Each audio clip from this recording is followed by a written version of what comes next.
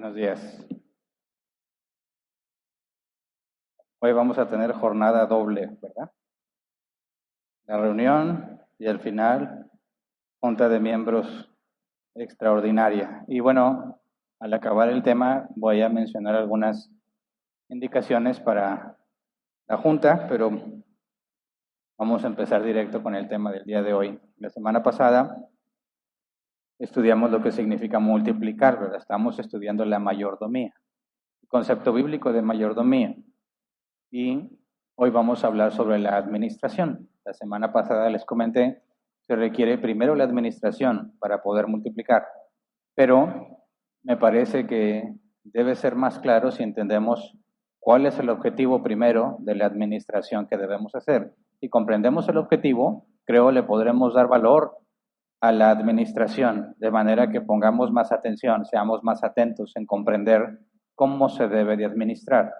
Ahora, estoy hablando desde una perspectiva bíblica. Mencioné también la semana pasada que la humanidad ha avanzado definiendo, descubriendo estándares de administración reconocidos por la evidencia de que funciona a nivel internacional, y los cristianos debemos estar relacionados con esos temas, puesto que es nuestra responsabilidad fundamental ser buenos administradores.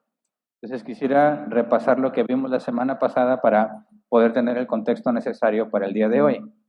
Y vimos que nuestra responsabilidad, después de toda la información bíblica que vimos, es glorificar a Dios y ser fieles a Él, multiplicando lo que ha puesto a nuestro cuidado. Esa es la responsabilidad que tenemos como mayordomos. Glorificar a Dios y ser fieles a Él, multiplicando lo que puso a nuestro cuidado. Esto lo vimos con detalle cuando estudiamos la parábola de las minas, ¿verdad? Dios recompensa al administrador que multiplicó y le quita aún lo que tiene al administrador que no multiplicó. De manera que el objetivo es la multiplicación, pero partes de una administración. Eran siervos a los que se les encargó que administraran 10 minas y su administración debía llevar a una multiplicación. Por eso comentamos que primero administras para poder multiplicar. Según la Escritura, todo lo que tenemos, absolutamente todo, lo hemos recibido de parte de Dios. Seas cristiano o no seas cristiano, conozcas a Dios, no conozcas a Dios, todo lo que tienes ha sido puesto en tu mano porque Dios lo puso en tu mano, para que lo administres y lo multipliques. Si no sabes qué es, no entiendes qué es la administración y la multiplicación, ese es tu problema, porque Dios lo ha revelado.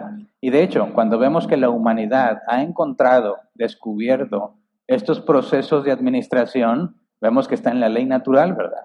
No es parte de la revelación especial que Dios solo le revela a sus hijos, sino que es parte de la revelación natural. Y el hombre, aunque no sirve a Dios, aunque no conoce a Dios, ha encontrado este proceso administrativo y puede constatar sus beneficios. Y personas invierten miles y miles de pesos y dólares en certificarse y capacitarse para ser buenos administradores. Pero no es un concepto ideado por el mundo, es un concepto que nace en la mente de Dios. Lo leímos en Génesis 2:15. Dios el Señor tomó al hombre y lo puso en el jardín del Edén para que lo cultivara y lo cuidara.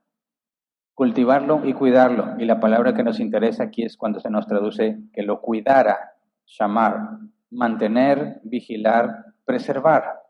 Es como entendemos la administración. Según la Real Academia Española, administrar es ordenar, disponer, organizar, en especial la hacienda o los bienes. Es la manera en cómo los organizas, cómo dispones de ellos, determinas en qué se van a usar, en qué no se van a usar. Pero tiene un objetivo. El objetivo es multiplicarlo, mejorarlo. Multiplicar, según la Real Academia Española, es aumentar el número o la cantidad de cosas de la misma especie. Y fue lo que empezamos a estudiar, ¿verdad? ¿Qué es esta multiplicación? ¿En qué consiste? Si Dios, desde que creó al ser humano, lo puso a cultivar y a cuidar el jardín, ese cuidar es lo que entendemos como la base de la administración. Dios se encargó de que ahí Él fue el que plantó toda clase de árboles frutales en el jardín, ¿verdad? Y se lo entrega a Adán, lo pone en sus manos para que lo administre, para que haga lo correcto, lo preserve, lo guarde. De ahí entendemos las bases que todo ser humano tiene para saber qué hacer con lo que ha sido puesto en sus manos. Y el hecho de que los seres humanos, sin conocer a Dios, hayan llegado a estas conclusiones, muestra que es parte de la ley natural. Todos sabemos que tenemos responsabilidad con lo que tenemos. Ahora, no podemos multiplicar de manera eficiente sin administrar. Y puesto que la humanidad también ha comprendido ese concepto, es más, lo comprenden mejor que los cristianos, ¿verdad? A veces los cristianos piensan que ser administrador no tiene nada que ver con la escritura y con entender formas, procesos, mecanismos, metodologías, etcétera, para administrar y mejorar. Dicen esas cosas son de las empresas, cuando realmente provienen de la escritura. Y los cristianos deberíamos estar muy enfocados en entender cómo funciona eso. Entonces, si la humanidad ha generado estándares que son comprobables, que dan beneficios, los cristianos deberíamos estar familiarizados con esos conceptos, ¿verdad? Pero obviamente no separándolo de la escritura, sino regresándolo a la escritura. Por eso vimos, según se atribuye a Peter Drucker, dice: lo que no se puede medir no se puede controlar, lo que no se puede controlar no se puede administrar, y lo que no se puede administrar no se puede mejorar. Y la semana pasada estuvimos viendo un poco más detalle en qué consiste medir. En términos bíblicos, comparo lo que tengo contra lo que dice la Escritura. ¿Cómo es lo que tengo? ¿Cómo debe ser según la Escritura? ¿Cómo soy yo? ¿Cómo debería ser según la Escritura? ¿Cómo es mi familia? ¿Cómo debería ser según la Escritura? Y me ayuda a determinar en qué nivel estoy. ¿Estoy bien? ¿Estoy mal? ¿Más o menos? ¿Ahí la llevo? ¿Se hace lo que se puede? No, ¿verdad? Medimos y decimos, este es el punto en el que estoy. Esta es mi situación actual. Debería estar acá. Y nuestro punto de comparación para todos los hijos de Dios es Cristo. Así que la perfección. Obviamente no vamos a llegar a la perfección en este cuerpo hasta que tengamos un cuerpo glorificado, pero nuestra tarea es multiplicar lo que tenemos. Entonces, el punto de medir es una comparación contra un estándar. Y nosotros, los cristianos, nuestro estándar es la Escritura, la voluntad preceptiva de Dios, lo que Dios ha revelado. Después es el punto de controlar. ¿Qué implica esto de controlar? Bueno, si estoy en esta situación y quiero ir allá, tengo que entender cómo es que avanzo o retrocedo, qué me hace caer, qué me hace mantenerme firme y poder tener, digamos, una forma clara de entender qué cosas hago y me benefician, qué cosas hago y me perjudican. Y hay mucha información respecto a eso y lo estudiamos en la mortificación y la vivificación, ¿verdad? Pero para el concepto de controlar es, si ya medimos y sabemos dónde estamos, controlar es cómo hago que las cosas mejoren o qué hago que las cosas empeoren. Pero tengo que tener entendimiento de eso, porque después de ahí sigue administrar. Si ya entiendo cómo controlo que me vaya bien o mal, o que las cosas funcionen bien o mal, administrar es cómo me aseguro de supervisar, de proveer todo lo necesario para mantenerme con buenos resultados. Eso es la administración. Asegurarme que las cosas que se tienen que hacer se estén haciendo para que las cosas funcionen. Y cuando tenemos control de eso, viene la parte de la multiplicación. Si tenemos buenos resultados, ¿verdad? Ya sabemos contra qué nos comparamos, qué cosas funcionan, qué cosas no. Nos aseguramos de estar haciendo lo necesario para que se mantenga bien. Ahora tengo la oportunidad de dos caminos. ¿Mejoro lo que estoy haciendo para ser más eficiente? ¿O lo dejo así y busco otras cosas que pueda hacer para traer más ganancia, para obtener más de lo que estoy haciendo? Y es ahí donde tenemos que entender cuál es el concepto de ganancia a los ojos de Dios. Y dijimos, en pocas palabras, aunque lo demostramos bíblicamente, que las buenas obras son las riquezas, los tesoros en el cielo que mencionó Jesús. Es la ganancia. Pero no es que la buena obra se nos guarde allá. Vimos que en Apocalipsis dice que las buenas obras nos acompañan. La Biblia dice que nada de este mundo, nada trajimos, nada nos podremos llevar, ¿verdad? Lo vimos la semana pasada. Pero nuestras buenas obras nos acompañan. Pero estas buenas obras no son en sí el valor, ¿verdad? Sino lo que representan, es la recompensa del mundo venidero. Una buena obra será recompensada. Muchas buenas obras implican una mayor recompensa. Las buenas obras aquí son el tesoro que tenemos por lo que representan en el mundo venidero. Y Jesús dijo que no nos enfocáramos en las riquezas de este mundo, sino en las riquezas del mundo venidero. Así que podemos concluir que el propósito de administrar lo que tenemos es generar buenas obras que glorifican al Padre, que eso se traduce en riqueza en el reino de los cielos. Eso es lo que trae la ganancia que Dios espera, y también demostramos que Dios es perfecto, no le falta nada, ni le sobra nada, así que no es Dios el que se beneficia, somos nosotros, la humanidad, la que se beneficia cuando hacemos obras que glorifican al Padre. Y vimos ejemplos, ¿verdad? El caso de este negocio de limpieza, cómo le hizo esta muchacha que entendió en qué consiste la mayordomía y cómo, en lugar de simplemente enfocarse en generar ganancias, buscó programar los horarios porque se dio cuenta que entre sus empleados la mayoría eran madres solteras. Tenían que pasar tiempo con sus hijos o familias de escasos recursos que cuando ella las llevaba a una capacitación planeaba llevar a la familia entera como una especie de campamento y que tuvieran tiempo para estar juntos. De manera que fue más allá, no nada más era generar dinero, sino hacer buenas obras que glorifiquen al Padre, ¿verdad? Y hablamos de las 5 áreas de responsabilidad en las que tenemos que enfocarnos. Mi relación, o sea, Dios y yo, que en este caso de administración es mi cuerpo, ¿verdad? Yo, mi persona. Número 2, mi cónyuge, si aplica. 3, los hijos, si los tienes. 4, el trabajo, si aplica también. Quizás vives con tus padres y dependes de ellos. Y el 5 es el ministerio. Hay muchas otras más áreas, pero si te enfocas en esas 5, vas a estar más que ocupado, ¿verdad? Tratando de administrarlas. Ahora, entendiendo qué significa eso de multiplicar desde la perspectiva bíblica, ahora debe ser muy claro para nosotros lo importante que es administrar. Si no administras, no multiplicas. Todo lo que Dios ha puesto en tus manos debe ser correctamente administrado. Y nuestro objetivo el día de hoy es ir a la Escritura y encontrar, deducir a los ojos de Cristo qué es una buena administración. Y luego vemos si el mundo se ha acercado a esa definición o no, ¿verdad? Entonces, antes de empezar a estudiar, vamos a orar así como estamos para rogarle a Dios que nos ayude a entender. Señor, acudimos una vez más a ti como cada domingo, en conjunto, reunidos para rogarte que tu Espíritu Santo nos permita entender. Tu palabra dice que las cosas del Espíritu se han de discernir espiritualmente. Es imposible para nosotros comprender tu palabra a menos que tu Espíritu Santo nos haga entender. Tu Espíritu Santo nos guía todo lo que es bueno y nos revela lo que tú has dicho, nos recordará lo que tú enseñaste. Y vamos a estar estudiando lo que dijiste en tu ministerio terrenal, Señor, por los testimonios que tenemos del Evangelio. Y te rogamos que nos permitas comprender de manera que sea fácil de asimilar y de llevar a la práctica. Enséñanos, Padre, a comprender qué creemos, por qué lo creemos, cómo lo aplicamos y cómo lo enseñamos a otros. Te lo rogamos en el nombre de Jesús. Amén. Bien. Vamos a hacer entonces este ejercicio de profundizar en la palabra para poder entender qué es una correcta administración. Y es irónico porque vamos a ir a un pasaje donde se nos habla de un mayordomo infiel. Pero analizando lo que el mayordomo infiel hace, nos va a llevar a entender qué debemos hacer nosotros, pero sin olvidarnos que el mayordomo ahí descrito es un mayordomo malvado.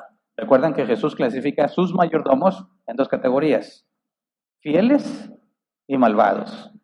A los fieles se les dirá bien, buen siervo y fiel. Un buen siervo es un siervo considerado fiel, fiel a Dios. ¿Por qué es bueno? Porque multiplicó para Dios. Hizo que con lo que tenía produjo muchas buenas obras que glorifican al Padre y recibirá recompensa.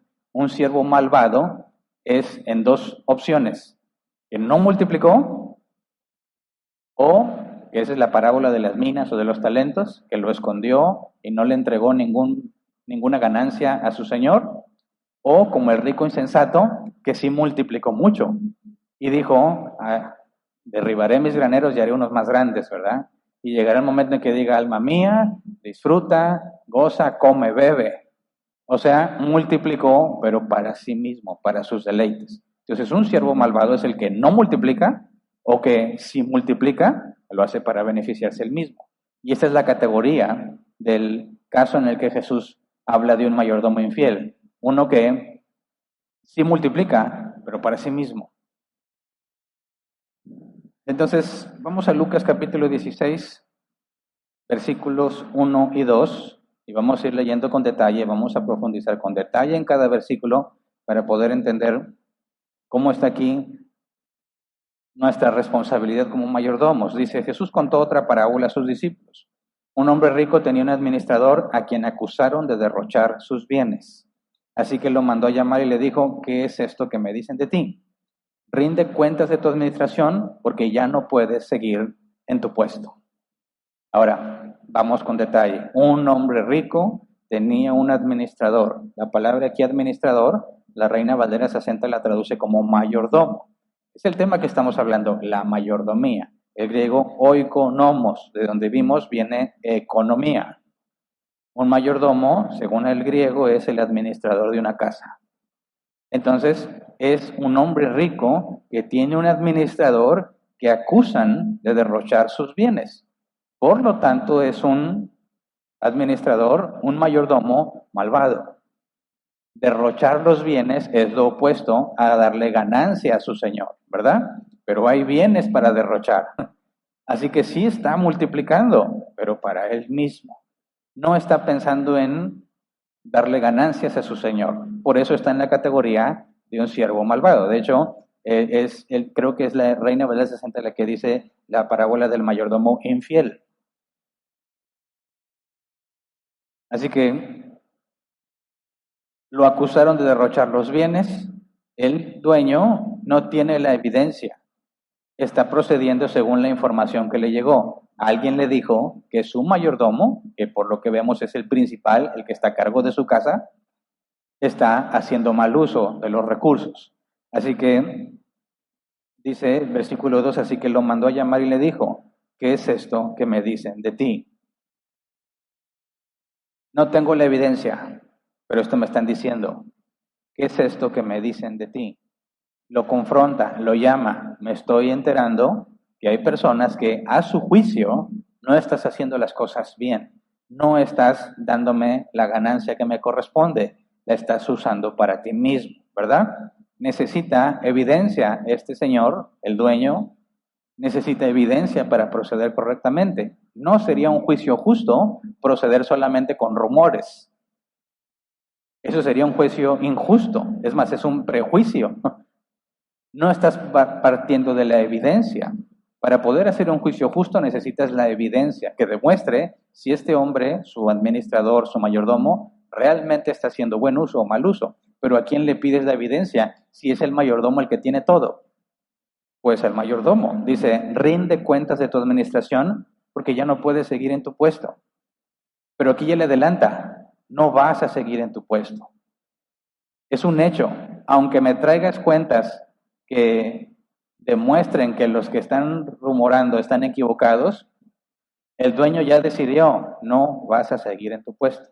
Le adelanta esa información. Pero cuando dice rinde cuentas, la palabra cuentas es el griego logos.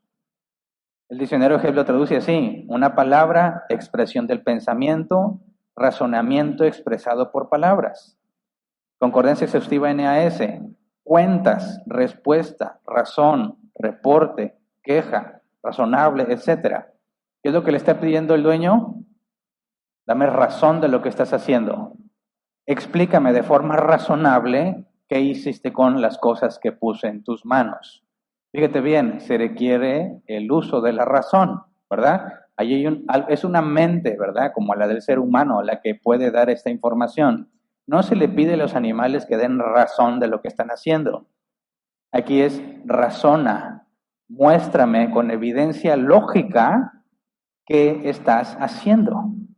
Y si nos está hablando de razonar, tenemos que pensar en el pensamiento. ¿Cómo explico de manera razonable que lo que estoy haciendo es lo correcto? No es espiritual, no es yo creo, yo pensé, no, dame razón de lo que hiciste. Esto implica, y fíjate bien, que el pensamiento necesario para dar razón de lo que hacemos es un pensamiento crítico, frío, no emocional. Son datos fríos. Los números no mienten, a menos que los interpretes mal, pero el número no tiene la culpa. Tú eres el que estás mal interpretando el número. Si tenías que tener 10 y me dices que tienes 4, Y luego me dices, es que estuve muy triste, es que estuvo muy difícil. Hombre, se puso muy complicado. Mira, es un 4. El 4 me dice que lo estás haciendo muy mal. Es un 40% de lo que debiste haber hecho. Y no es aceptable. Pero es que estaba triste, eso no importa. El número revela la verdad. Por eso, cuando tenemos que pedir cuentas, no pueden ser cosas subjetivas. Yo pensé, yo dije, tenía cosas, estaba ocupado.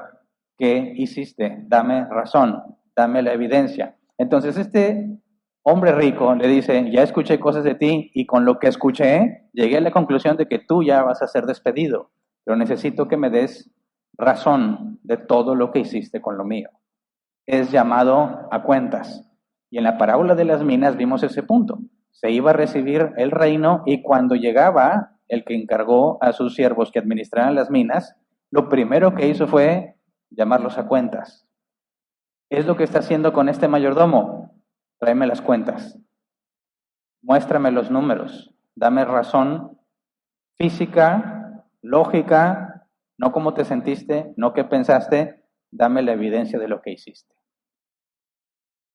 Así que, si vamos a Lucas 16:3, dice, el administrador reflexionó, ¿qué voy a hacer ahora que mi patrón está por quitarme el puesto? No tengo fuerzas para acabar y me da vergüenza pedir limosna. Aquí es donde empieza lo interesante. ¿Qué hace este mal administrador ante la situación? Tiene una información clara y concisa, me van a despedir. Eso no es negociable, me van a despedir. Así que dice, ¿qué voy a hacer ahora? Se pone a pensar. Y según él, ve dos opciones. Cuando dice, no tengo fuerzas para acabar, es una opción. Me da vergüenza pedir limosna, es la otra opción. Él solo ve dos caminos. Ser obrero, que implica fuerza física, cavar, o pedir limosna. ¿Qué tan lamentable es su situación? Que le queda la opción, o soy obrero o pido limosna, no hay más. Pero tiene un problema, ¿verdad? Mira, velo de esta perspectiva. Él era el encargado de toda la casa y derrochaba los bienes. ¿Cómo era su calidad de vida? Muy buena. Se estaba beneficiando con todo lo que era de su señor y lo usaba como mejor le parecía. Lo que todo ser humano hace con lo que tiene, lo que mejor le parece. La distinción entre un hijo de Dios y un ser humano natural es que el ser humano natural hace lo que mejor le parece, mientras que el hijo de Dios hace lo que a su Señor le parece mejor. Por eso es que somos siervos de Jesucristo. No haces lo que tú crees que sea mejor, haces lo que Dios dice que es mejor. ¿Y cómo lo sabemos?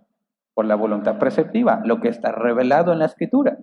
No necesitamos revelación especial. ¿Se acuerdan? Por si alguien no estuvo en Fundamentos 2 hace mucho, vimos lo que era la revelación especial, ¿verdad? La revelación general.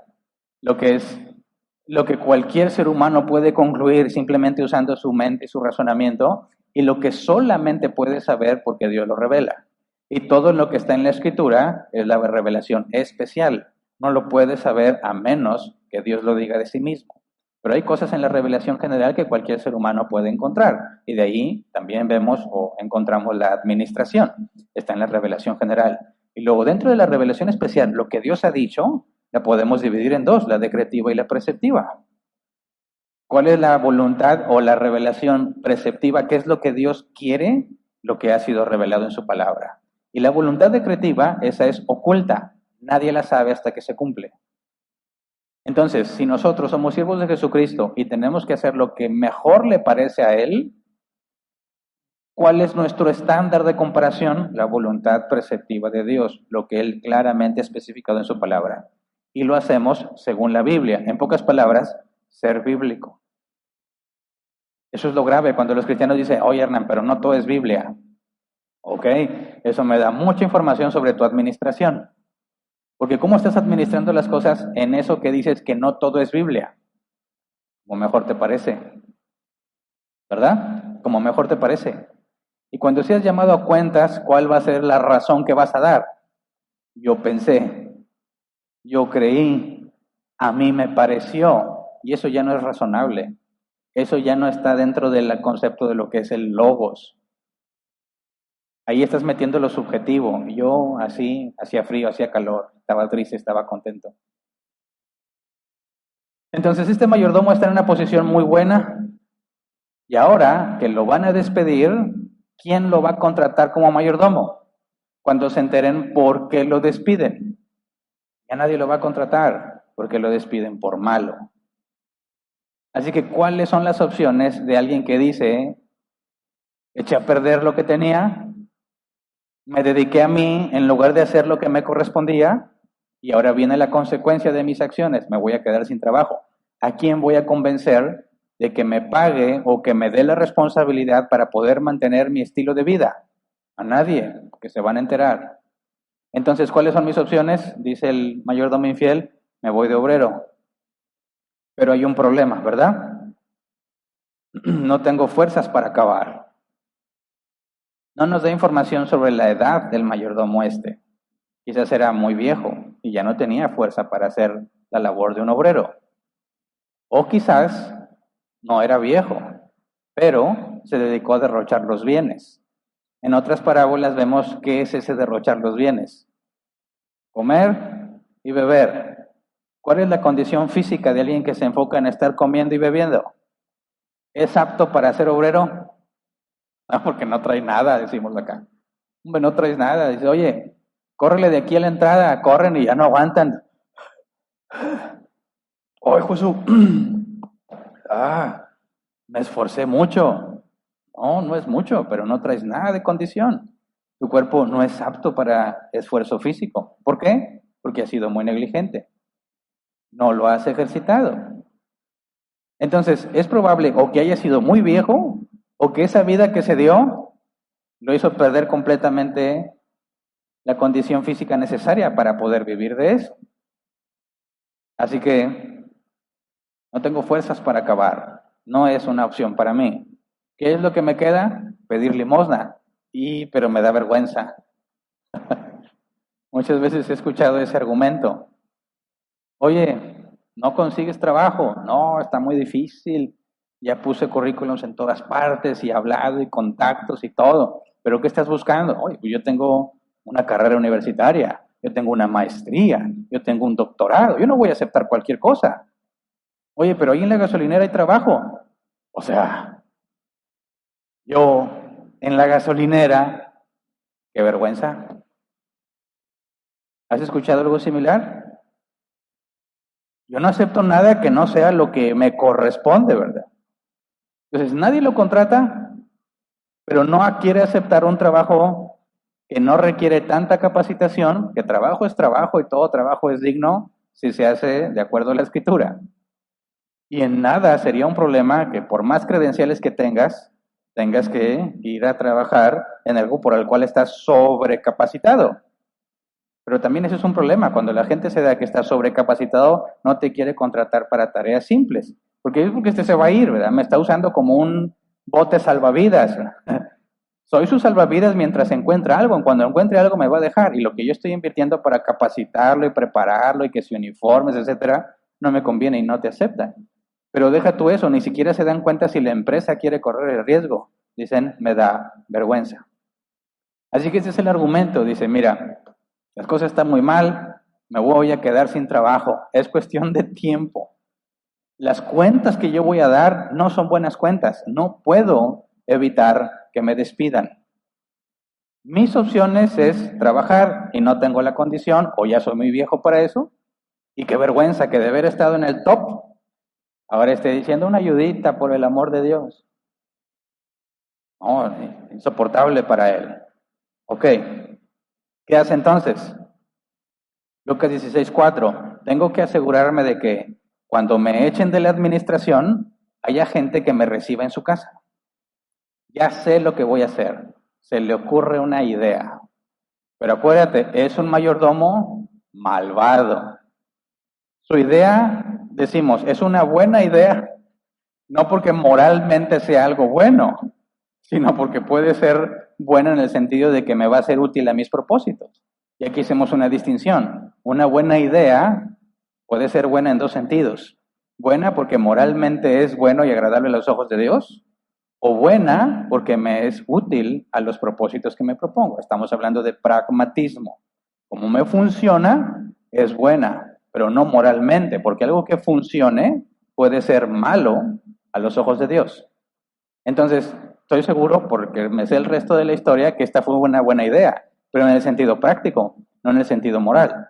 Entonces, fíjate, tengo que asegurarme de que cuando me echen, alguien me reciba en su casa.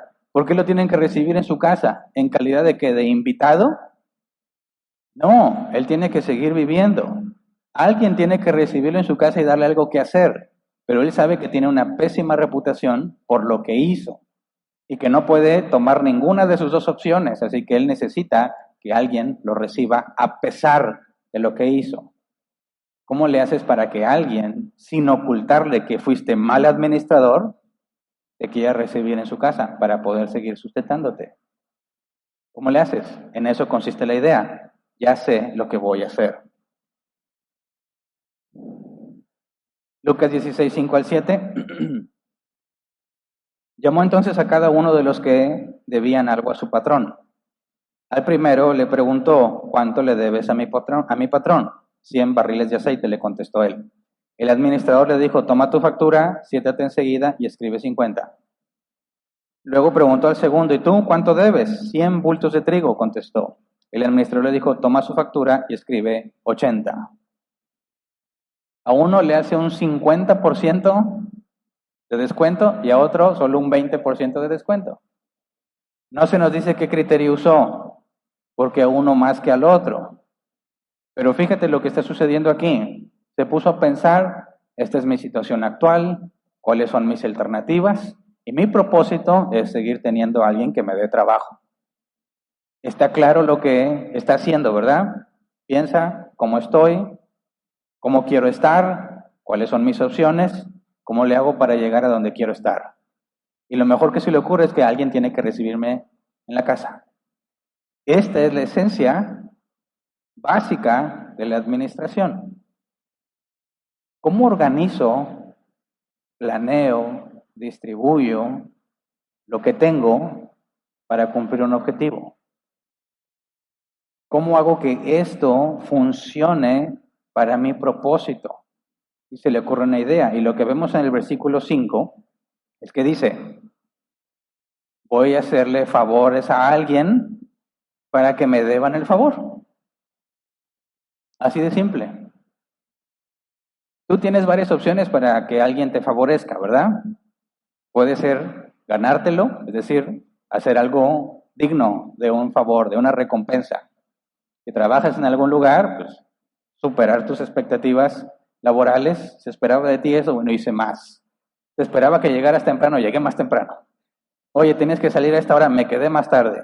Tú buscas mejorar lo que se te ha dado, dar más para que cuando vayas a pedir un aumento, no haya excusas.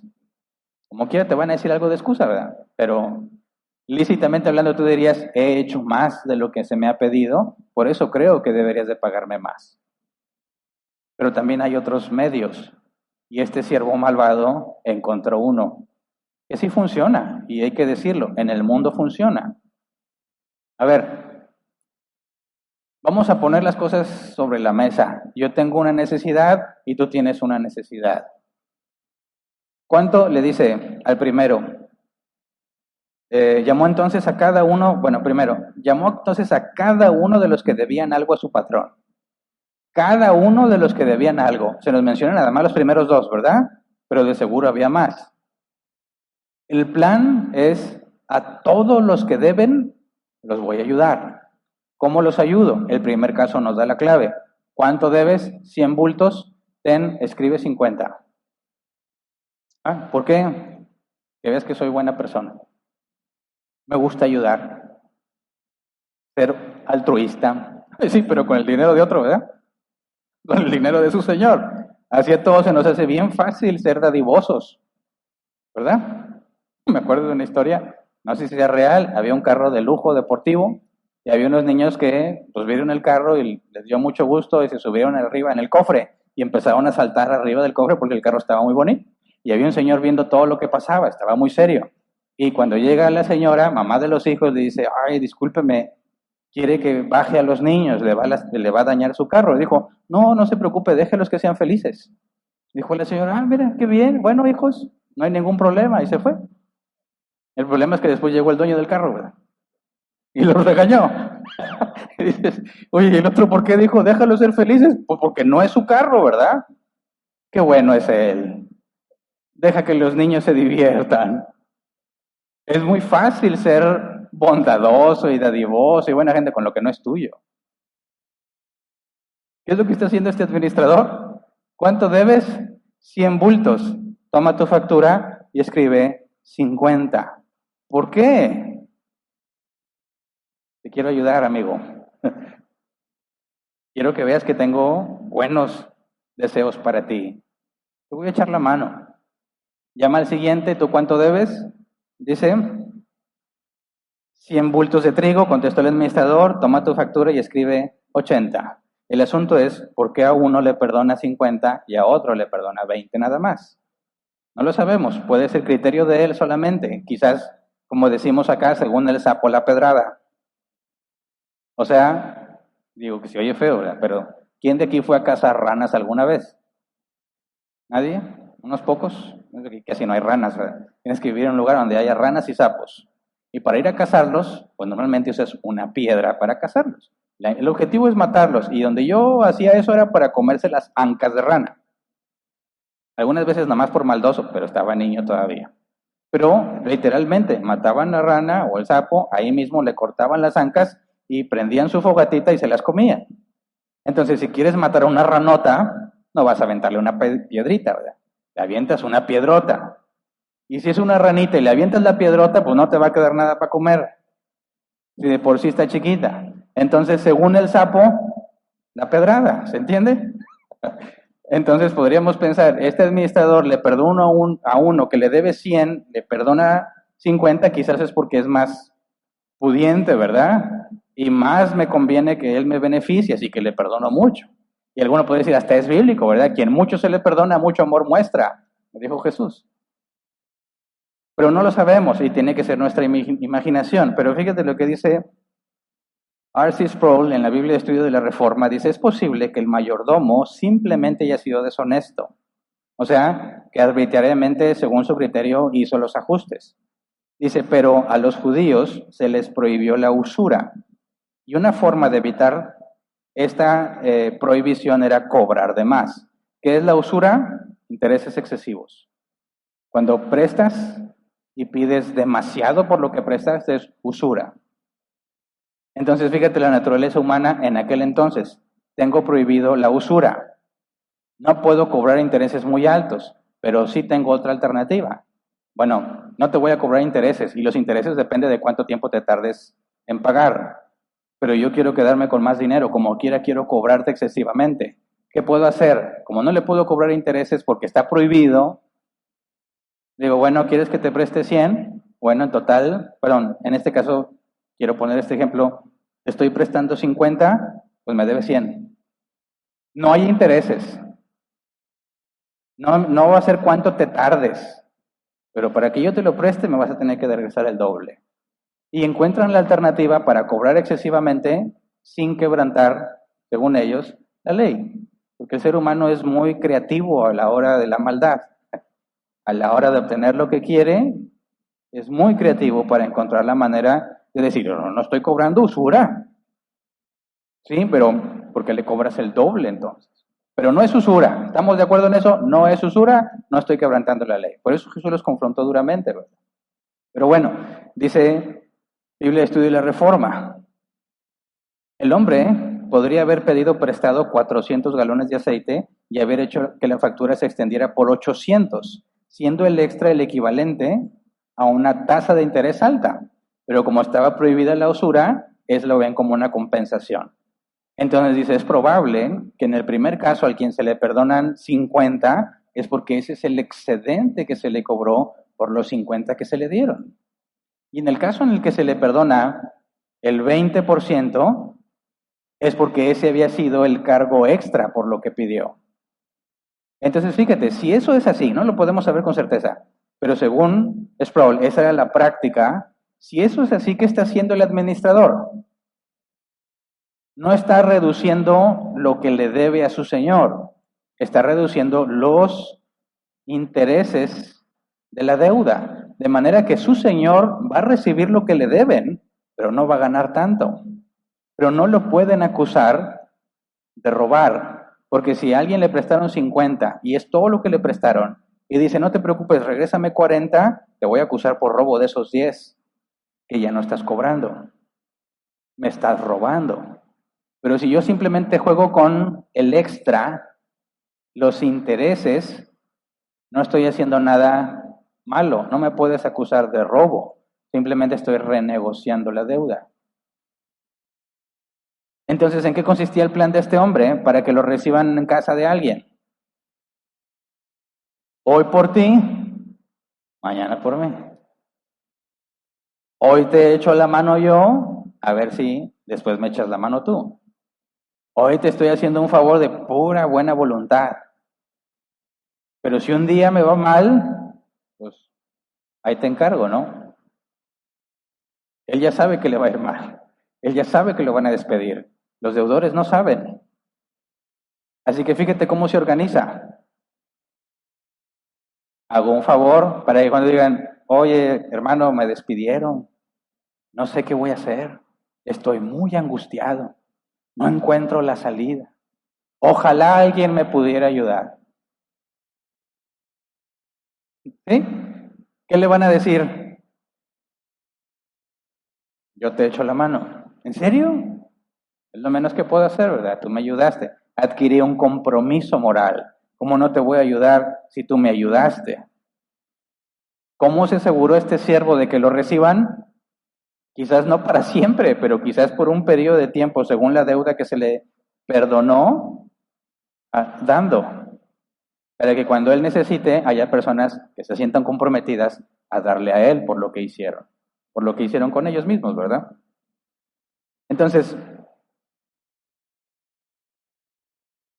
este hombre tuvo que formular un plan y luego lo lleva a la práctica y se asegura que cada uno de los deudores pasen por este proceso. Se nos mencionan los primeros dos nada más. Y es interesante que sean los primeros dos, porque cuando tú planeas algo no sabes realmente cómo va a funcionar, pero hasta que lo llevas a la práctica te das cuenta, ¿verdad? Entonces, por ejemplo, si tú quieres vender algo, que yo soy malo para vender, pero lo he intentado muchas veces, aprendes. Oye, vengo, y a mí me dijeron una vez, mira, si tú eres bueno para vender, vas a venderle clips a la gente. Esos alambritos así doblados para poder juntar las hojas. Es lo que le llamamos clip. Y me dije una vez, uno de mis jefes donde yo trabajaba, a ver, Hernán, véndeme un clip. ¿Te gustaría un clip? Están de promoción, los tenemos de 2 pesos, pero hoy los consigues a 1.50. Dice, no, gracias, no necesito clips. Y ya no supe qué sirve. No te vendo nada. No, Hernán, no sabes vender. Mira, tú tienes que pensar de una manera diferente. Aquí está este clip y tienes que ver, bueno, este clip es color rojo, pero quizás podría ser color verde o color azul. ¿Y de qué me sirve que sea de muchos colores? Que me ayuda a organizar mis papeles. Un clip no nada más va a mantener 2 o 3 hojas juntas, sino que si cambio el color, las hojas con clip verde pueden ser de finanzas, las hojas con clip azul pueden ser de administración y las hojas con clip amarillo pueden ser otra cosa. Así que si yo me acerco a alguien, yo buscaría, oye, ¿no se te dificulta organizar tu papelería?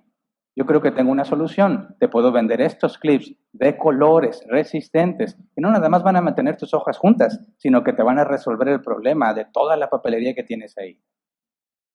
Dime quién es mejor vendedor.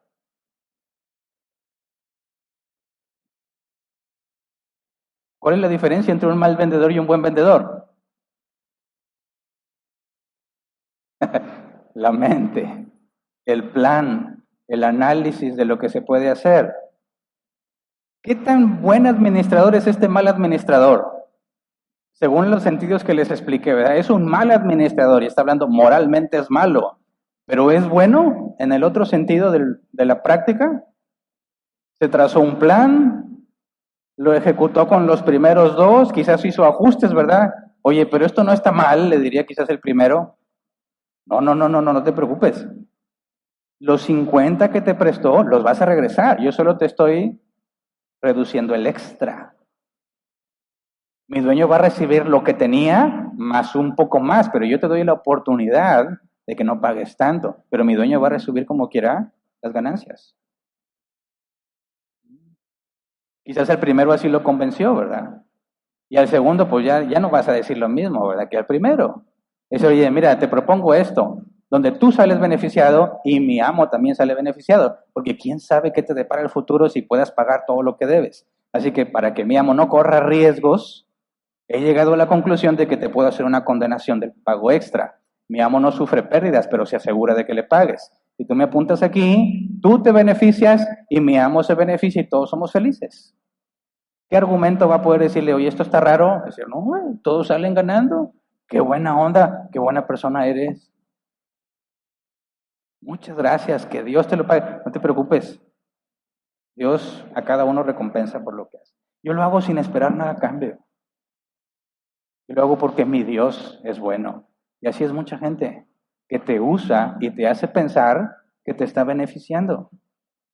Ese es el calificativo malo moralmente, pero bueno en la práctica, ¿verdad? Entonces, Lucas 16:8. Pues bien, el patrón elogió al administrador de riquezas mundanas por haber actuado con astucia. Es que los de este mundo, en su trato con los que son como ellos, son más astutos que los que han recibido la luz. Entonces, ¿cómo es que lo elogió si es un mal administrador? Porque es bueno administrando en el sentido práctico, pero lo hizo para él. Manipuló a las personas. Les hizo pensar que no había nada malo o son igual de corruptos que él, ¿verdad? Pero fíjate lo que logró. Su esperanza era trabajar de obrero o pedir limosna. ¿Y ahora qué logró? Que lo reciban en sus casas. ¿Cómo le hizo? Pensando, administrando lo que tiene. Por eso dice, el patrón elogió. Elogió, el griego es alabó, felicitó, aplaudió. Bien. ¿Qué es lo que está bien? Dice, elogió al administrador de riquezas mundanas por haber actuado con astucia. Lo que está aplaudiendo, alabando, es la astucia utilizada, no la manipulación que hizo para beneficiarse a sí mismo. La astucia, esta astucia, el griego es sabio, se traduce como sabio, sensato, prudente, phronimos. No es la maldad lo que se está alabando, obviamente, es malo en el sentido moral, no es correcto que se haga eso, pero fíjate la astucia para resolver el problema en el que se encontraba. Como aparentemente beneficia a otros, pero quien está buscando a últimas cuentas es beneficiarse a sí mismo, porque tiene información que ellos no tienen. Él sabe que está a punto de quedarse sin trabajo, ellos no lo saben. Él se muestra como una buena persona, ayuda para que lo ayuden. Qué astuto para el mal. Pero es la astucia lo que se alaba. ¿Y por qué esto es importante para nosotros? Porque Jesús dice, es que los de este mundo, con su trato con los que son como ellos, son más astutos que los que han recibido la luz. Y eso es muy fácil de ver. ¿Cómo es que en el mundo son más astutos que los cristianos a la hora de administrar? ¿Cómo es que son más eficientes los que no conocen a Dios administrando las cosas para cumplir sus propósitos que aquellos que entendemos la administración y que proviene de Dios y que es algo que tenemos que hacer? ¿Por qué no somos como ellos? Por la astucia. ¿Y qué es esto de la astucia? Recordamos lo que vimos hace varias semanas en Mateo 10:16. Palabras de Jesús, los envío como ovejas en medio de lobos. Por lo tanto, sean astutos como serpientes y sencillos como palomas. Sean astutos. ¿Qué es lo que está elogiando de este administrador? Su astucia. ¿Qué hizo este administrador que Jesús alaba, le aplaude, aunque es un malvado? Y que nos dice que debemos ser astutos también, pero el apóstol Pablo nos aclara el sentido en Romanos 16:19. Es cierto que ustedes viven en obediencia, lo que es bien conocido de todos, y me alegra mucho, pero quiero que sean sagaces para el bien e inocentes para el mal. Y ahí la palabra sagaces es astutos, la misma que Jesús usó para cuando dijo, los de este mundo son más astutos que los que tienen la luz. Por eso Jesús dijo, sean astutos como serpientes. Así que aquí está la clave. Lo que Jesús está reconociendo como astucia es el camino que nosotros debemos de seguir, porque también se nos manda que seamos astutos como serpientes, pero para lo bueno. Ese hombre lo hizo para lo malo, para sí mismo. Nosotros debemos hacerlo para lo bueno. Pero ¿qué es? ¿En qué consiste esa astucia? Pues lo que él hizo. Analizó su situación y dio un plan, y luego lo llevó a la práctica, ¿verdad? Tuvo que haber hecho ajustes. El primero con el que habló, te aseguro, que no dijo lo mismo que con el 10º. ¿Por qué? Porque te vas ajustando, te vas aprendiendo, te vuelves más eficiente para llegar al punto que tú quieres. Ahora, esto, el mundo lo descubrió y le pusieron un nombre. Se llama el círculo de Deming o el círculo PDCA por sus siglas en inglés. Pero en español no vas a entender esas siglas, ¿verdad? En español se traduce planea, ejecuta, verifica y actúa. Y es un estándar internacional. Y se aseguran que todos los que se les ha dado alguna área hagan estas cosas. ¿Lo inventaron ellos? No, lo descubrieron. Estaba en la escritura mucho antes de que este tal Deming llegara a esa conclusión. Antes de que se dieran cuenta que eso funciona y que las empresas deben hacerlo para que les vaya bien. Jesús se lo dijo a esas personas y lo tenemos en la escritura hace muchos siglos. ¿Y por qué los cristianos no llegaron a esa conclusión? Porque los de este mundo son más astutos de los que han recibido la luz. Y es triste. No nos está diciendo Jesús la norma que se debe seguir. Nos pone en evidencia que no estamos haciendo las cosas como corresponde. Porque los que deberían estar innovando en administración son los de la luz. Los que entienden su llamado de parte de Dios para darle buenos frutos, buenas ganancias. Deberían ser los cristianos los más prominentes en términos de administración porque es el enfoque de toda su vida. Y no, los cristianos se encierran en la iglesia y no quieren saber nada del mundo. Y piensan que porque se saben versículos de memoria y cantan cantitos y hacen campañas, ya se van a ir al cielo. Y cuando les pidan las cuentas, ¿qué van a decir? ¿Cuáles cuentas? Yo no sabía.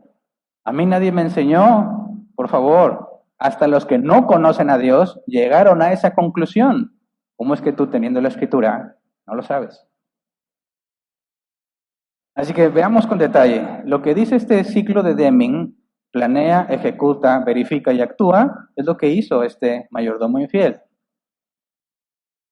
¿Cuál es tu situación? Y aquí lo conectamos con lo que vimos el domingo. Mide, controla, administra, mejora, ¿verdad?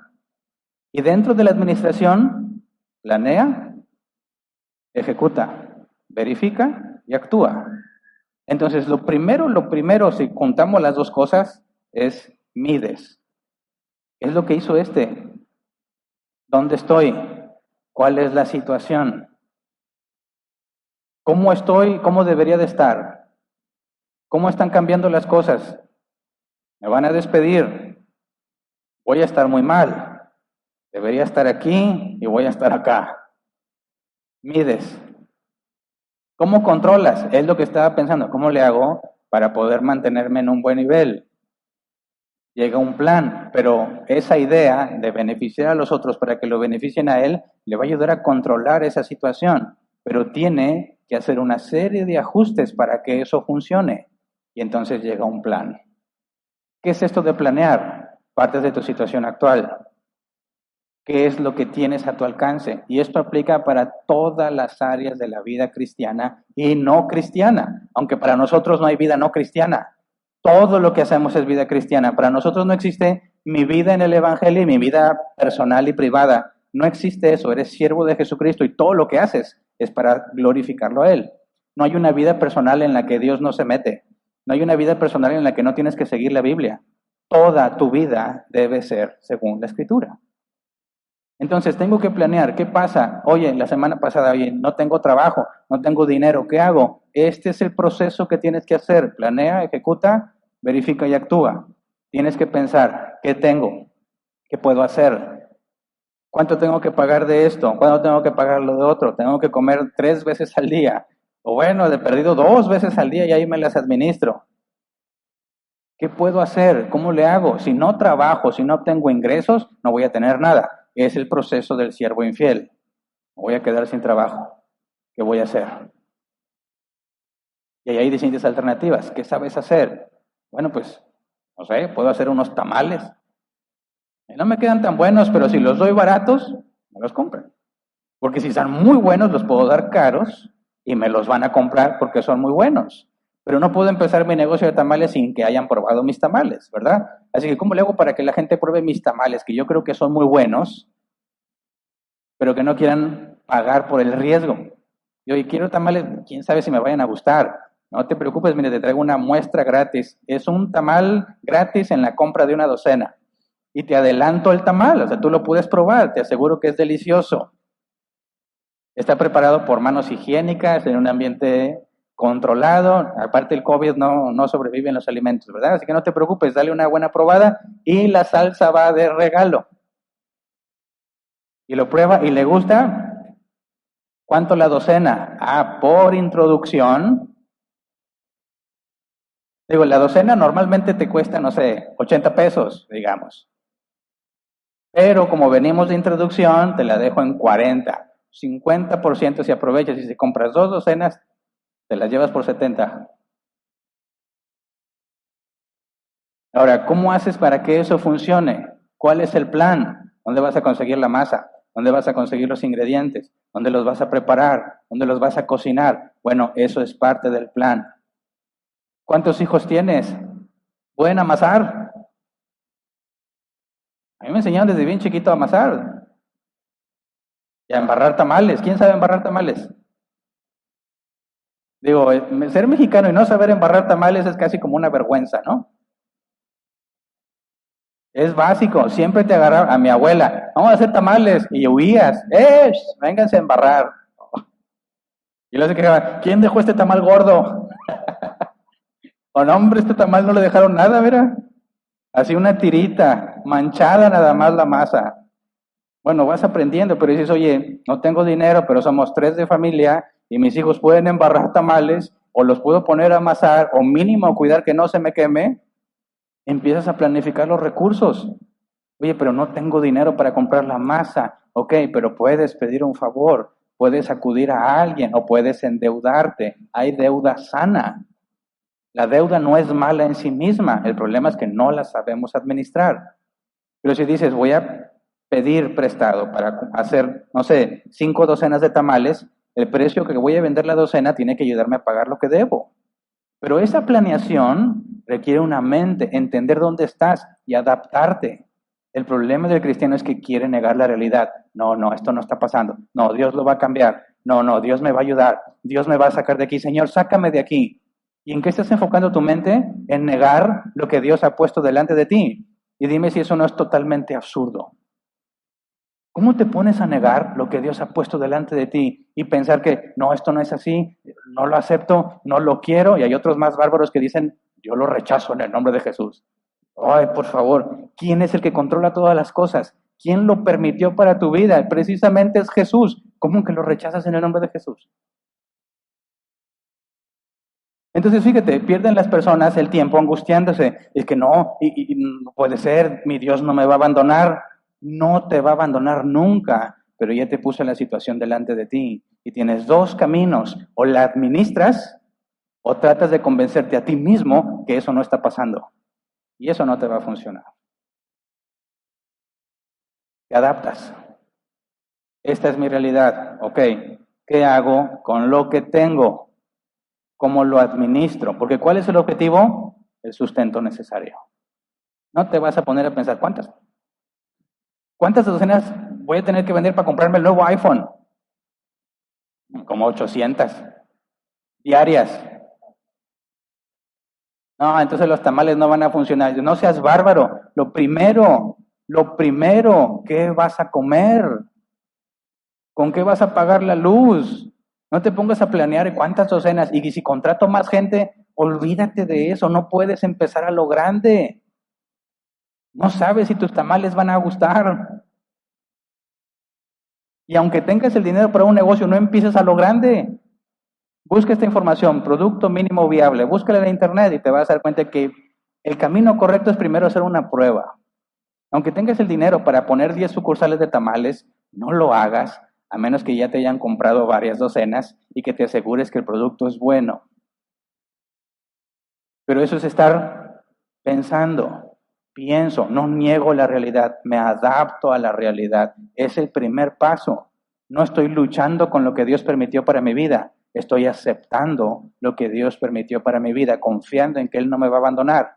Comida, sustento. O sea, englobamos techo, comida y vestido. Dios dijo, si a las aves las alimenta y a las flores las viste, ¿cuánto no más a ti? Así que no actúo en la desesperación de que no sé qué hacer. Actúo confiando en Dios, planeando qué hago con lo que tengo. ¿Qué hago con lo que tengo? Eso es planificar. Y tienes que estar consciente, todo es limitado.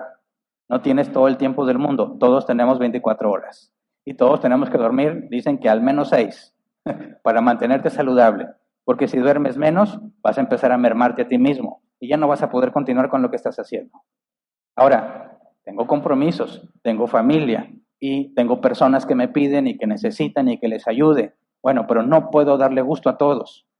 Si tengo las cosas limitadas, tengo tiempo limitado, tengo recursos limitados, dinero limitado, etcétera, capacidades limitadas, ¿qué hago con lo que tengo? No con lo que pudiera tener, con lo que tengo.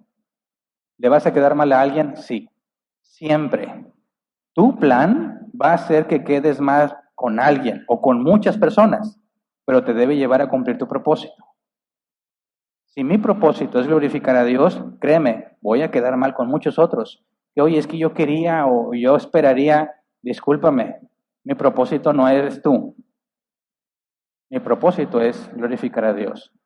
Y glorificándolo, proveer para mi sustento. Así que lo siento, no puedo ayudarte en esta situación, no te puedo prestar dinero ahorita, no puedo entrar contigo a esa inversión. Tengo que asegurarme que lo que hago me va a dar para comer.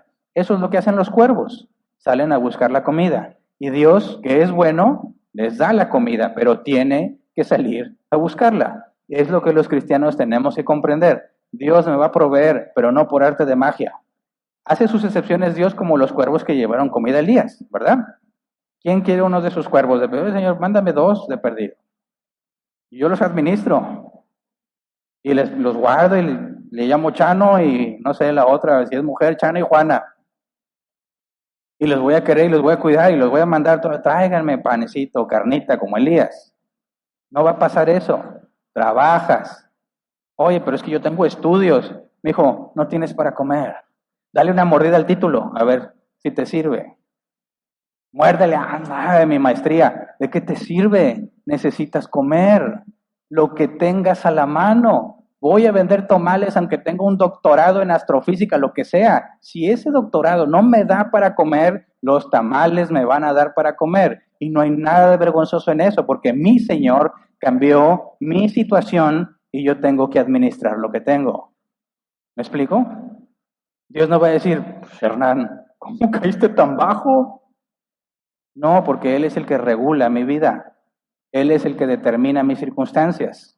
Y si Dios me dice, se acabó, ya no eres esto, ahora vas a esto, sí, Señor, ¿cómo no? Y en eso que me das, voy a hacer lo mejor que pueda para glorificarte. No le voy a decir, Señor, por favor, yo estoy para ser empresario, para ir a las naciones. ¿Cómo que me llevas a la limpieza? No entiendes lo que es ser un siervo. Un siervo hace lo que su amo le ordena. Así que si Dios te llevó a un lugar muy alto y después dice, ¿sabes que no? Ahora te vas a lo más bajo, te vas contento y alegre a mostrar que puedes glorificar a Dios en ese lugar donde Él te puso, porque esa es tu responsabilidad. ¿Me explico? Y en momentos de crisis es fundamental que entiendas eso. No importa qué estudios tengas o qué experiencia tengas o lo que hayas hecho. Si Dios cambió tu circunstancia, te adaptas a la circunstancia y das ganancias a Dios con lo que se te entregó. Él decide cuándo te quita, cuándo te da. Y Él tiene todo el dinero del mundo para dárselo a quien Él quiera. ¿Por qué crees que no te lo ha dado a ti? Ahorita hay un versículo que vamos a leer donde da la respuesta clarísima. El punto es que planificas y luego ejecutas. esto es lo que voy a hacer, eso vas y haces. Así como dijiste, así lo haces, porque luego hay muchos soñadores. ¿Qué es un soñador? El que está lleno de planes. Es más, aquí tiene ya la clave para ser millonario. Él ya la definió en su mente, ya hizo las matemáticas. No, mira, si empiezo así, con tanto, yo me acuerdo mucho de un ejemplo de piñatas. Vamos a vender piñatas. Y si sabes vender piñatas, me puedo hacer rico. Así que, ¿cuántas piñatas necesito? Bueno, con que vendas 6 al día.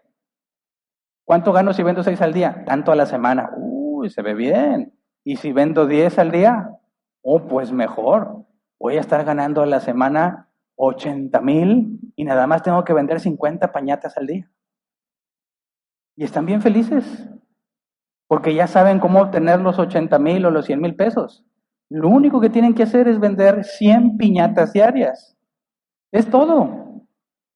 Ok, bueno, segundo paso, ejecútalo. ¿Cuántas piñatas vas a vender? ¿Eh? Pues no sé, yo hice una piñata de Barney. No, hombre, Barney, los niños no saben ni quién es Barney ya. No, el Ranger rojo me quedó bien bonita. ¿Qué es lo que le gusta a los niños para la piñata? Te vas a dar cuenta que tu plan, a la hora que lo trates de ejecutar, va a necesitar muchos ajustes. Pero si no pasas a la ejecución, solamente eres un soñador. Personas que se la pasan soñándolo con lo que van a hacer y se sienten felices por lo que sueñan. Ay, un día, sí, qué felicidad, un día lo voy a hacer. Y no haces nada. Tamales vas a vender, más vale que te pongas a amasar, te pongas a embarrar. Tengas que hacer todo lo que tengas que hacer para ejecutar ese plan y luego sales a vender, que es parte del plan. ¿Dónde lo vas a vender? ¿A quién le vas a ofrecer? ¿Cuál es tu estrategia para que lo prueben y te quieran comprar? Lo ejecutas. Y el tercer paso, verificas.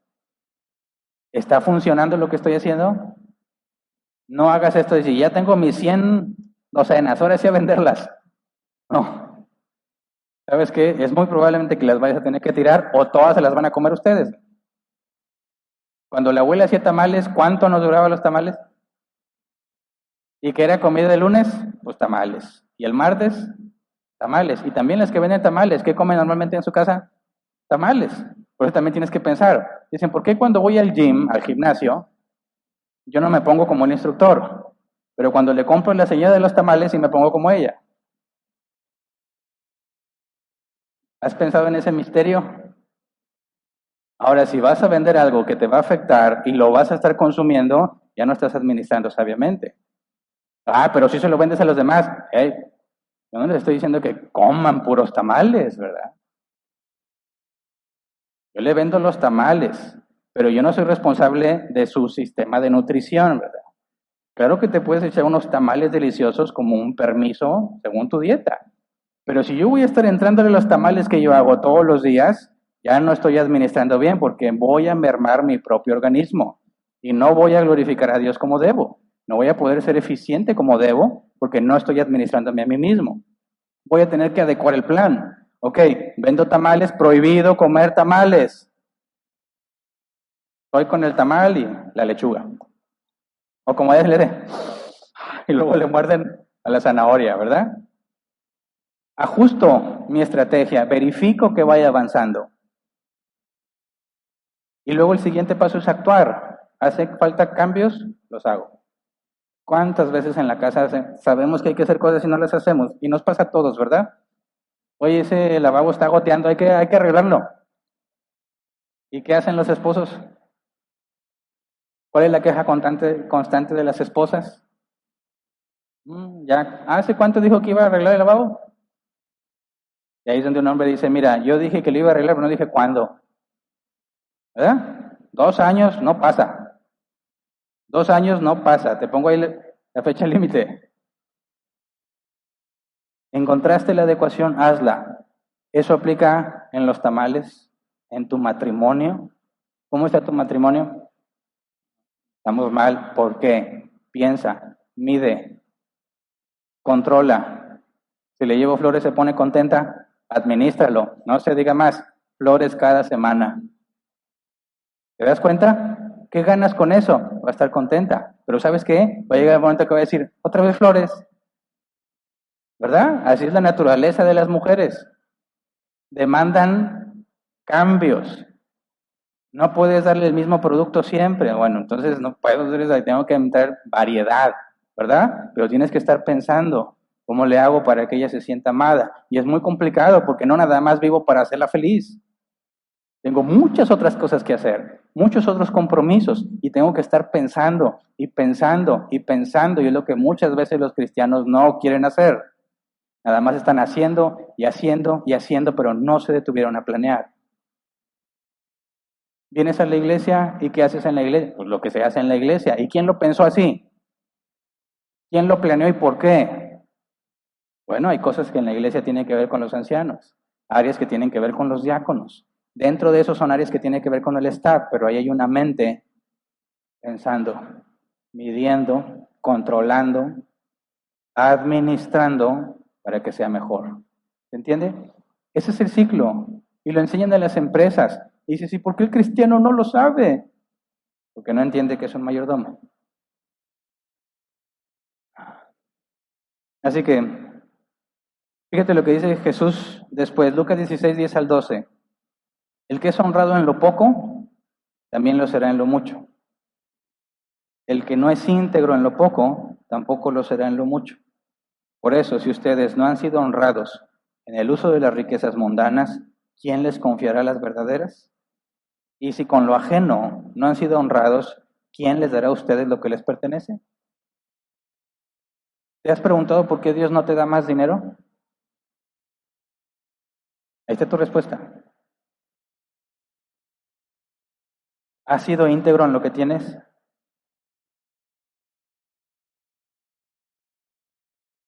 Ay, Señor, mira, yo quisiera una casa más grande. Y con estos calores, no sabes cuán edificante sería una alberca. Pero no crees que es un acto egoísta la alberca, porque ahí nos vamos a bautizar los de árbol plantado. Estoy pensando en edificar la iglesia. Y luego ves gente que dice, ¿por qué ellos sí lo tienen? Y no bautizan a nadie ahí. ¿Por qué si son malvados Dios les da tanto? ¿Eh? Y a mí, que soy su hijo, no me da. ¿Has sido fiel a tu Señor con lo que tienes? ¿O nomás vives? ¿Te pones a pensar en lo que estás haciendo? ¿O nada más haces? ¿Qué va a pasar contigo si Dios te da más?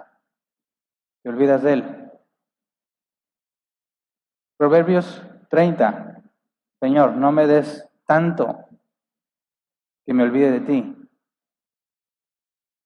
ni me des tan poco que haga algo que te avergüence, cuando robe o cuando haga cosas injustas por tener. Dame lo necesario. ¿Por qué no tienes más? Créeme, Dios es tan sabio que Él sabe que si te diera más o menos, no vas a poder lidiar con eso. Pero Él te da y luego quita, y luego da y luego quita. ¿Y qué está haciendo contigo? Entrenándote para que administres con sabiduría. Y cuando uno no sabe, Señor, ¿por qué me das y luego me quitas? Otra vez me quitas. Ay, Dios no está pensando en tu felicidad. Él está trabajando para hacerte cada vez más parecido a Cristo. Y el estándar de Él es que Cristo no tenía nada, ni dónde recostar la cabeza. ¿Cómo es que estás esperando cada vez más cosas? Administra lo que tienes. Si eres fiel en lo poco, dice la Reina Valera 60, te va a dar más. Pero si con eso poco que te ha dado no lo administras bien, no te va a dar más, porque te perjudicas a ti mismo. Así que no te pongas a pensar, Señor, ¿por qué a mí no me das? Piensa, ¿por qué no estás administrando mejor? Eso hemos lo dicho muchas veces en Árbol Plantado. ¿Se acuerdan? Éramos muy poquitos y empezamos a crecer y no tenemos estrategias de crecimiento. No hacemos campañas evangelísticas. Queremos que las personas aprendan de quién es Dios y lo glorifiquen donde quiera que están. Y eso va a llevarte a que aproveches todo momento oportuno para hablar de Cristo. Y entonces vienes y decíamos, esto que es que excelente que venga cada vez más personas, pero ¿cómo le vamos a hacer para administrarlo? ¿Cómo le vamos a hacer para cumplir con lo que la iglesia tiene que hacer? Porque ahora somos más. Y en algunas ocasiones, cuando Dios nos mandaba así de jalón a muchos, decíamos, Señor, por favor, ya no nos mandes más, porque todavía no nos organizamos. Y qué miedo ser un mal administrador de lo que Dios nos está dando. Así que sí, nos vamos a tardar en adaptarnos, en entender qué está pasando, cómo hacemos el plan y asegurarnos que nos estamos apegando a la Escritura. ¿Es más difícil? Por supuesto. ¿Es más complicado? 1000 veces más, pero es nuestra responsabilidad. Y eso tiene que estar aplicado en todas las áreas de nuestra vida. Es un requisito de un cristiano maduro. 1 Timoteo, Tito 1, debe gobernar bien su casa. Un cristiano maduro es un buen administrador. Y no significa que tiene dinero. Significa que lo que tiene lo usa para multiplicar a Dios. Tenga mucho o tenga poco, es un administrador fiel. Y si dice la Escritura, si no puede con su casa, ¿cómo va a poder con la casa de Dios? ¿A qué se refiere? Es un cristiano que constantemente está pensando, ¿cómo hago para mejorar las cosas y que Dios sea glorificado? ¿Cómo me llevo mejor con mi esposa? ¿Cómo paso más tiempo con mis hijos? A veces voy a tener que sacrificar horas de sueño para poder cumplir. ¿Cómo le sirvo a mi Señor? Porque Él es digno, Él se lo merece. Estoy muy cansado, pero Él es el único que debe recibir lo mejor de mí. Así que me aguanto el cansancio y le sirvo, pero es un acto consciente. Y entonces Dios te va a dar más responsabilidad. ¿Y sabes qué? Vas a estar más ocupado. Y cuando dices, ahora sí ya me administré, ¿qué crees que va a hacer Dios? Te va a dar más, no menos, te va a dar más. Ahora administra todo esto. Y a veces se siente muy difícil. ¿Cuántas cosas tienes que estar pensando si nos encontramos o nos enfocamos solo en las 5 primeras responsabilidades? Dios y yo, mi esposa, mis hijos, mi trabajo, mi ministerio. Es imposible para el ser humano estar administrando todas esas 5 cosas y hay muchas más cosas que se deben administrar. Entonces, ¿cómo le vamos a hacer? Necesitas a Dios. No hay de otra. Lucas 12, 47 al 48. El siervo que conoce la voluntad de su Señor y no se prepara para cumplirla, recibirá muchos golpes. En cambio, el que no la conoce y hace algo que merezca castigo, recibirá pocos golpes. A todo el que se le ha dado mucho, se le exigirá mucho. Y al que se le ha confiado mucho, se le pedirá aún más. Acabo de ponerlos en una situación muy complicada porque ahora sabes. Si no sabías, ahora sabes. ¿Y sabes qué dice aquí? Ahora que sabes, se te demanda más. El cristiano debe crecer, debe mejorar. Es la esencia del cristianismo. Crecer a la estatura de Cristo. No todos crecemos al mismo ritmo, pero todos crecemos. Así que no sé si estás en una excelente situación económica, en una situación muy precaria, si tienes una buena relación con tu esposa y tus hijos, o viven peleados, o no se hablan, o no se ven, tienes la obligación de empezar a pensar cómo lo vas a cambiar. ¿Cómo lo vas a cambiar? Para que Dios sea glorificado. Para que tu esposa glorifique a Dios. Para que se sienta bien. Para que mis hijos tengan relación con su padre. Y tengan un buen ejemplo a seguir. Se requiere mucho, ¿estamos de acuerdo? Y no puede solo. Nadie puede en sus propias fuerzas. Así que hay que acudir a Él. Primero pedir perdón, porque hacemos muchos errores. Pero Dios es fiel. Esa es nuestra esperanza. Nosotros somos infieles, pero Él permanece fiel. Él no se puede negar a sí mismo. Y si me falta sabiduría, Él se la da a quien se la pide. Entonces, ¿qué nos falta? Acudir a Él y enfocarte. Quiero que por favor veas a tu familia como un área que tienes que administrar. Cuando vas a tu trabajo, ahí también tienes que administrar. Piensa, ¿cómo vas a hacer para que tu familia glorifique a Dios? Porque las cosas están bien. Y cuando están mal, ¿cómo te adecuas? ¿Cómo haces cambios para que empiece a estar bien? Y en el trabajo también. Vas a sentir que es mucho, pero créeme, conforme avance el tiempo, vas a experimentar el concepto de shalom, la paz que viene por obedecer a Dios.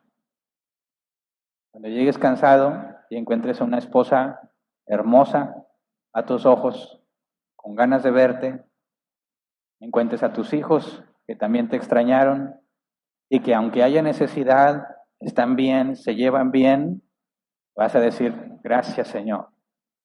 Pero tienes que estar consciente que no fue un acto de magia, sino un acto consciente de estar supervisando lo que Dios te ha dado para estar haciendo lo que se tiene que hacer, para que las cosas que nosotros no podemos controlar, Dios las haga. Así que vamos a ponernos de pie y vamos a orar.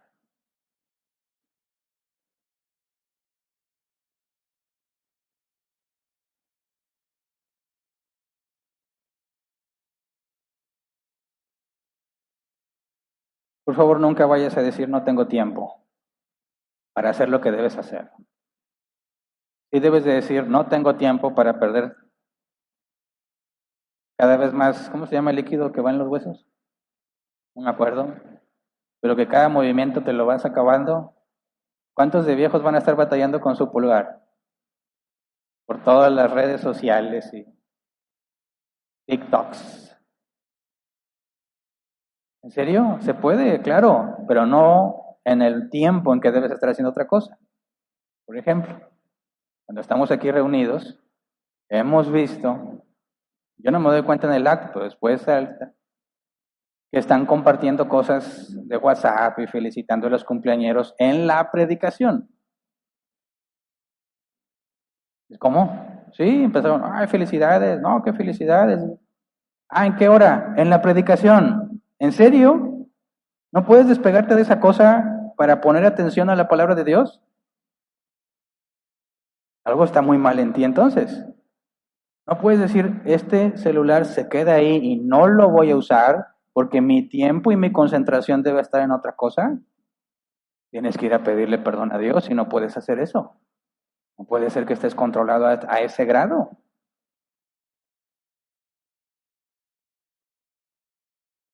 No te dejes dominar por esas cosas.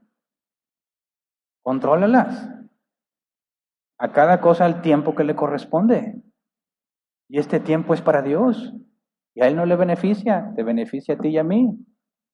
No cometas, por favor, esas barbaridades.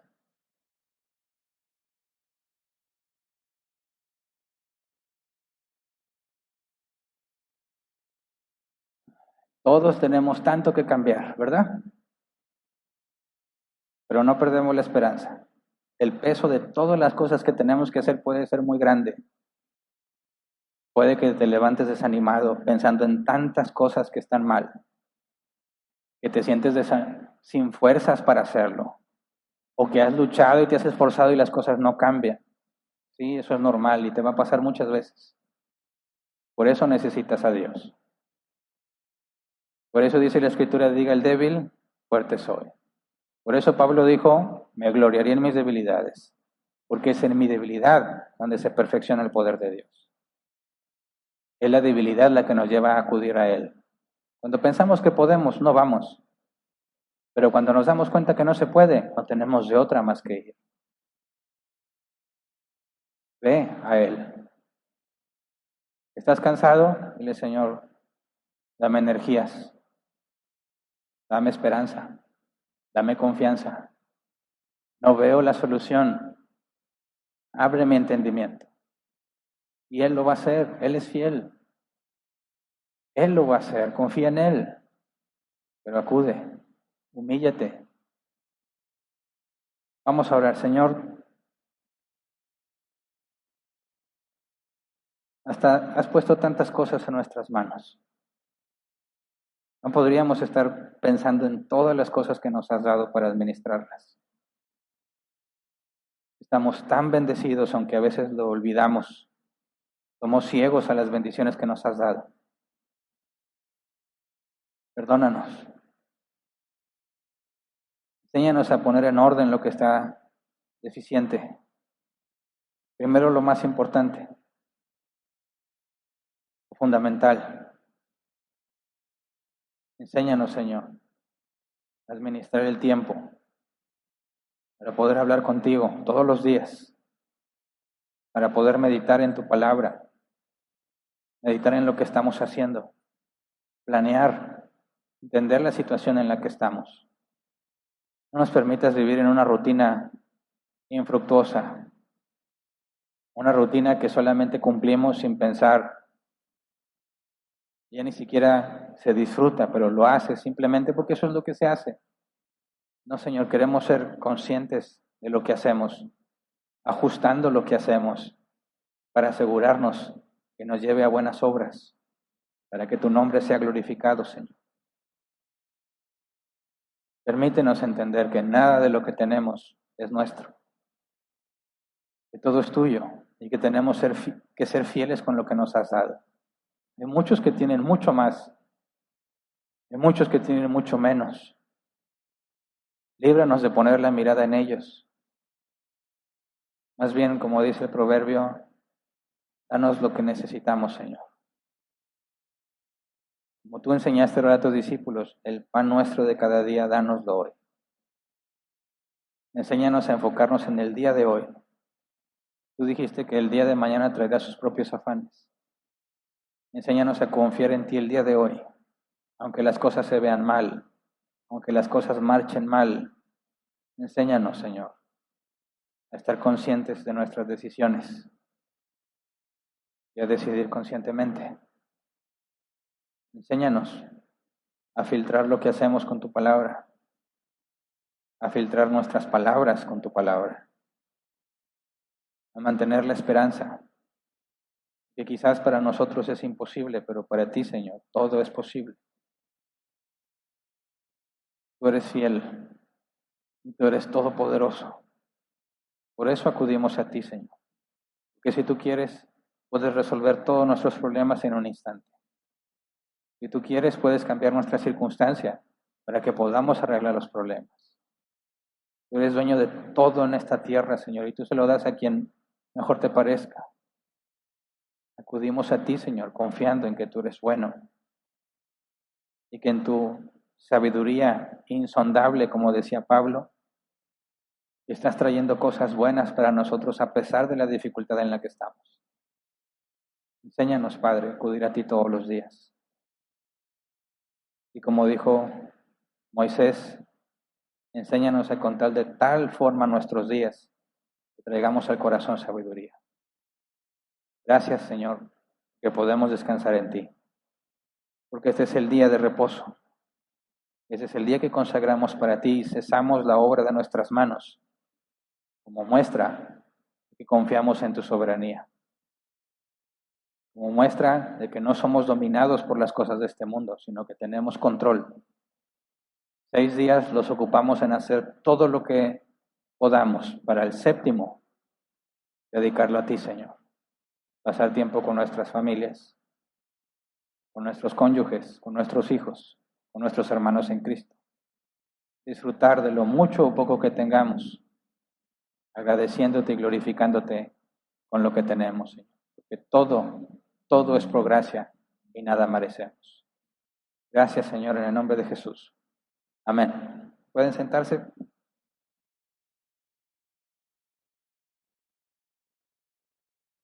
Pasemos a la sección de preguntas.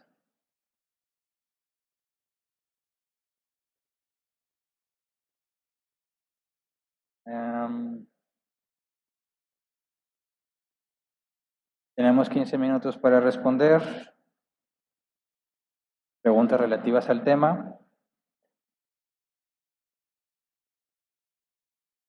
Ahí está el código QR para que te agregues. Veo que ya hay varias preguntas. De hecho, vamos a hacer un ajuste. Nos hemos encontrado que en repetidas ocasiones se hacen preguntas que yo ya contesté en la predicación, ¿verdad? Y simplemente se consume el tiempo leyendo una pregunta que yo ya contesté. Y resulta que esa pregunta se hizo antes de que yo la contestara. O sea, se está abriendo el grupo muy temprano en la predicación y empiezan a preguntar sin saber si yo lo voy a responder. O sea, si quizás conforme avanza el tema, yo voy a ir respondiendo esas preguntas, pero algunos se adelantan a hacer su pregunta para que alcance a ser leída, pero tristemente nos lleva a perder el tiempo porque es una pregunta que ya se respondió. Entonces, vamos a buscar el balance de abrir el grupo para que puedas escribir ya más cerca del final, para que se filtren todas esas que se iban a preguntar pero que se respondieron en la predicación, para que el último queden preguntas, ahora sí, solamente de las que no se mencionaron en el tema, que no se dio una respuesta clara en el tema, para ser más eficientes. Así que no sé cuántas de estas preguntas ya las respondí, pero como que las voy a leer, pero para la próxima reunión, esa va a ser la dinámica, ¿verdad? Abrirlo más tarde para que sean preguntas que efectivamente no tuvieron una respuesta durante el tema. Empiezo a leer, dice Diana Ruiz, pastor, buen día, Dios les siga bendiciendo con sabiduría. Gracias. ¿Qué pasa con las personas que hacen obras generosas pero no tienen la intención de glorificar a Dios? Sin embargo, las personas que son beneficiadas sí glorifican a Dios por el bien recibido. Pues mira, la Biblia dice que nadie busca a Dios, ¿verdad? Nadie hace lo bueno. No hay bueno ni uno. Y dices, ¿cómo es que esas personas hacen obras generosas y son buenas obras? La Biblia al mismo tiempo afirma que nadie hace lo bueno. No sé si recuerdan que esto lo estudiamos a profundidad hace algunos meses. Para que algo sea bueno, tiene que tener una motivación buena, ¿verdad? Porque si yo hago algo bueno para mi propio beneficio, ya no es una obra buena. La única forma en que yo hago una obra buena es aquella que glorifica a Dios, que Él es el único digno. Entonces hay personas que dan por generosidad, pero porque eso los hace sentir bien. Y entonces están persiguiendo el deseo de sentirse bien con lo que hicieron. Y la obra que están haciendo no es en sí una buena obra porque es por amor propio. Todo lo que hace el hombre natural es por amor propio. ¿Coincide muchas veces con una buena obra bíblicamente? Sí, pero está diseñada para beneficiarse a él mismo moralmente, en su conciencia, sentirse mejor, sentirse útil. Y es por eso que, aunque están haciendo una buena obra, a los ojos de Dios es trapo de inmundicia. Las obras que cuentan como buenas ante Dios son aquellas que glorifican al Padre, donde nosotros no somos los que se llevan el crédito, ni tiene que ver con cómo nos sentimos, sino con las que hacemos porque esa es la voluntad de Dios. Y eso es lo que agrada al Padre. Entonces, ¿qué pasa con ellos? Pues bueno, van a ser llamados a cuentas. Y se les va a decir, ¿por qué hiciste esas cosas? Bueno, pues que es lo correcto. No, lo hiciste para ti. Lo mejor que puede un ser humano tener y saber es conocer a Dios. Él es el máximo bien. Y no importa qué hagas por Él, si no lo conduces a Dios, no es el bien que necesitaba, ¿verdad? Tú podrás darle, imagínate, una casa, un auto a un hombre o una familia pobre, pero si con casa y auto se van a ir al infierno, ¿de qué les sirvió, verdad? Y podrás no darle la casa ni el auto, pero llevarles el evangelio, y si a Dios le place convertirlos, es lo máximo que pudiste hacer por ellos. Entonces, ¿qué es una buena obra? Una mala obra tiene que ser filtrada por la escritura y la intención del corazón, ¿verdad? Y muchas veces los cristianos cometemos el mismo error. Venimos a servir porque me voy a sentir bien, o para que no me quiten la membresía, o para que no vayan a pensar que mal de mí. Pero si no es tu intención glorificar a Dios, pecas igual que el incrédulo, que hace las cosas para sentirse bien. Silvia Noemí dice, bendiciones, ¿a qué le llamaríamos íntegro y ser fiel con el Señor? La integridad tiene que ver con las cosas que haces, ¿verdad? Muchas veces se confunde integridad con honestidad, pero no es lo mismo. Un hombre puede ser atrapado en adulterio y ser honesto y decir sí y qué. ¿Fue honesto? Pues sí, ¿verdad?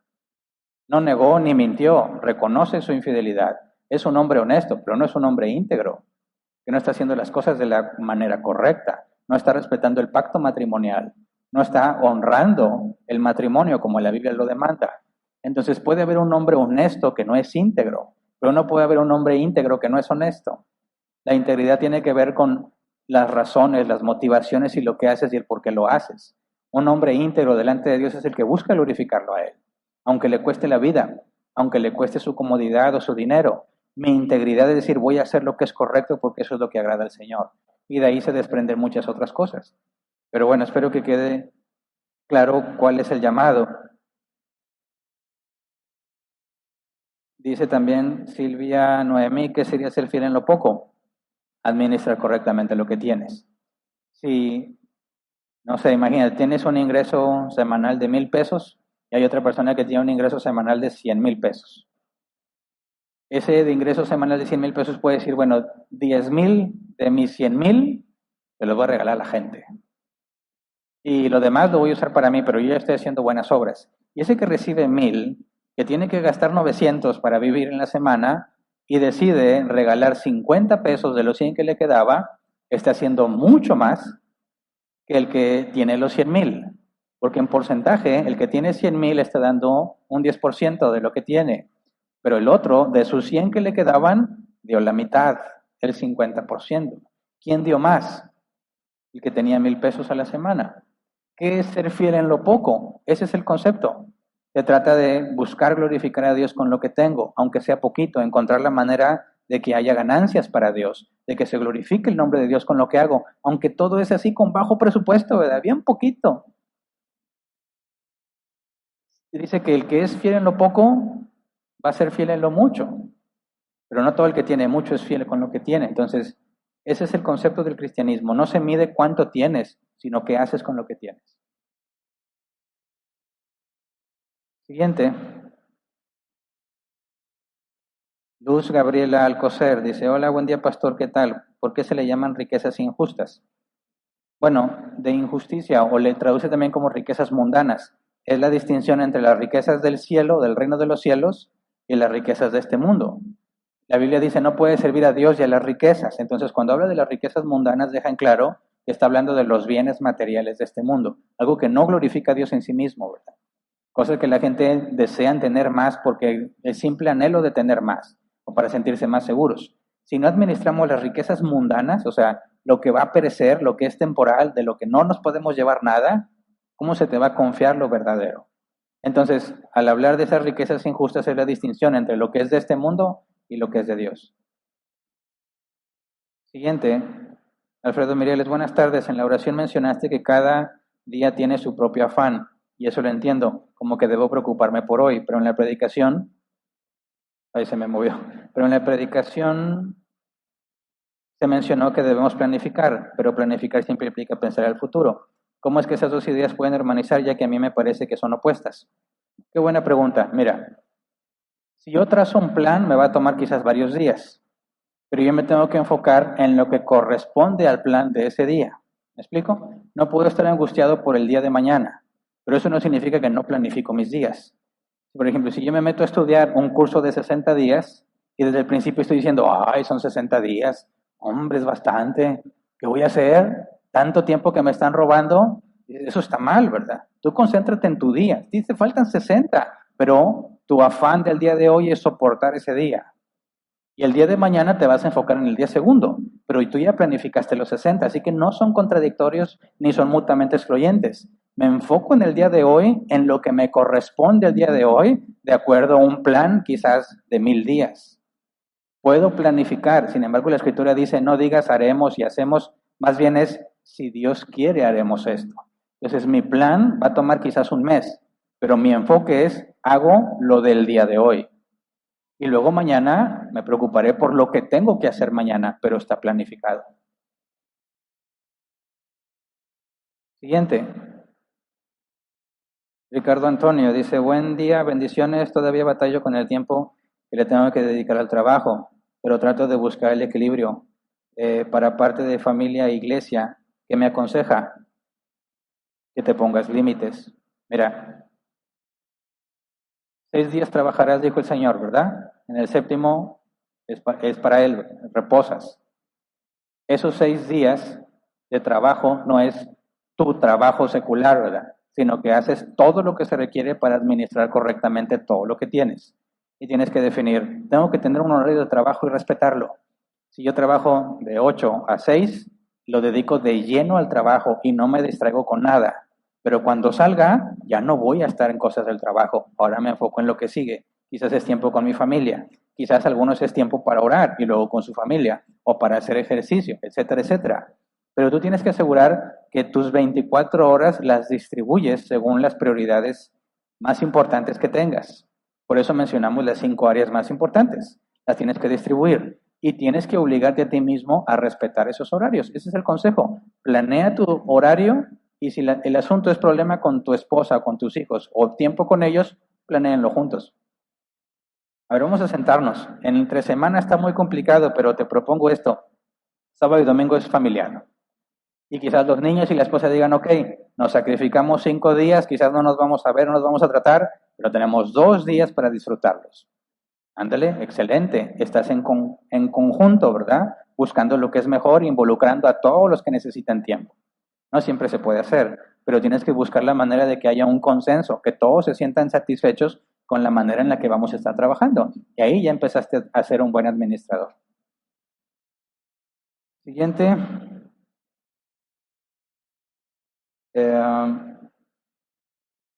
Alfredo Mireles, planifico para glorificar a Dios, pero me preocupo por comer hoy. ¿Sería una buena forma de armonizar ambas ideas? O sea, glorificar a Dios también implica en obtener el sustento para comer el día de hoy. Glorifico a Dios cuando hago lo que la Escritura dice. La Escritura dice que el que no provee para su casa es peor que un incrédulo. Cuando yo me esfuerzo para proveer para mi casa, estoy glorificando a Dios, porque estoy haciendo lo que Él me ha mandado a hacer. Y estoy cumpliendo con mis responsabilidades y mi familia está siendo bendecida. Entonces, no lo veas como cosas separadas. No existe este concepto de que hay algo que hago en mi casa y algo que hago en el trabajo. Las dos cosas son áreas de servicio a Dios. Dios está involucrado en las dos.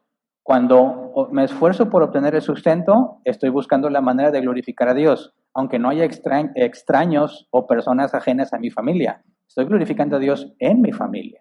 Cuando mis hijos se den cuenta que tuvieron el sustento que necesitaban, ahorita no lo van a entender quizás, pero lo van a entender y van a decir, mi papá, quién sabe cómo lo hacía, pero siempre tuvimos lo que necesitamos.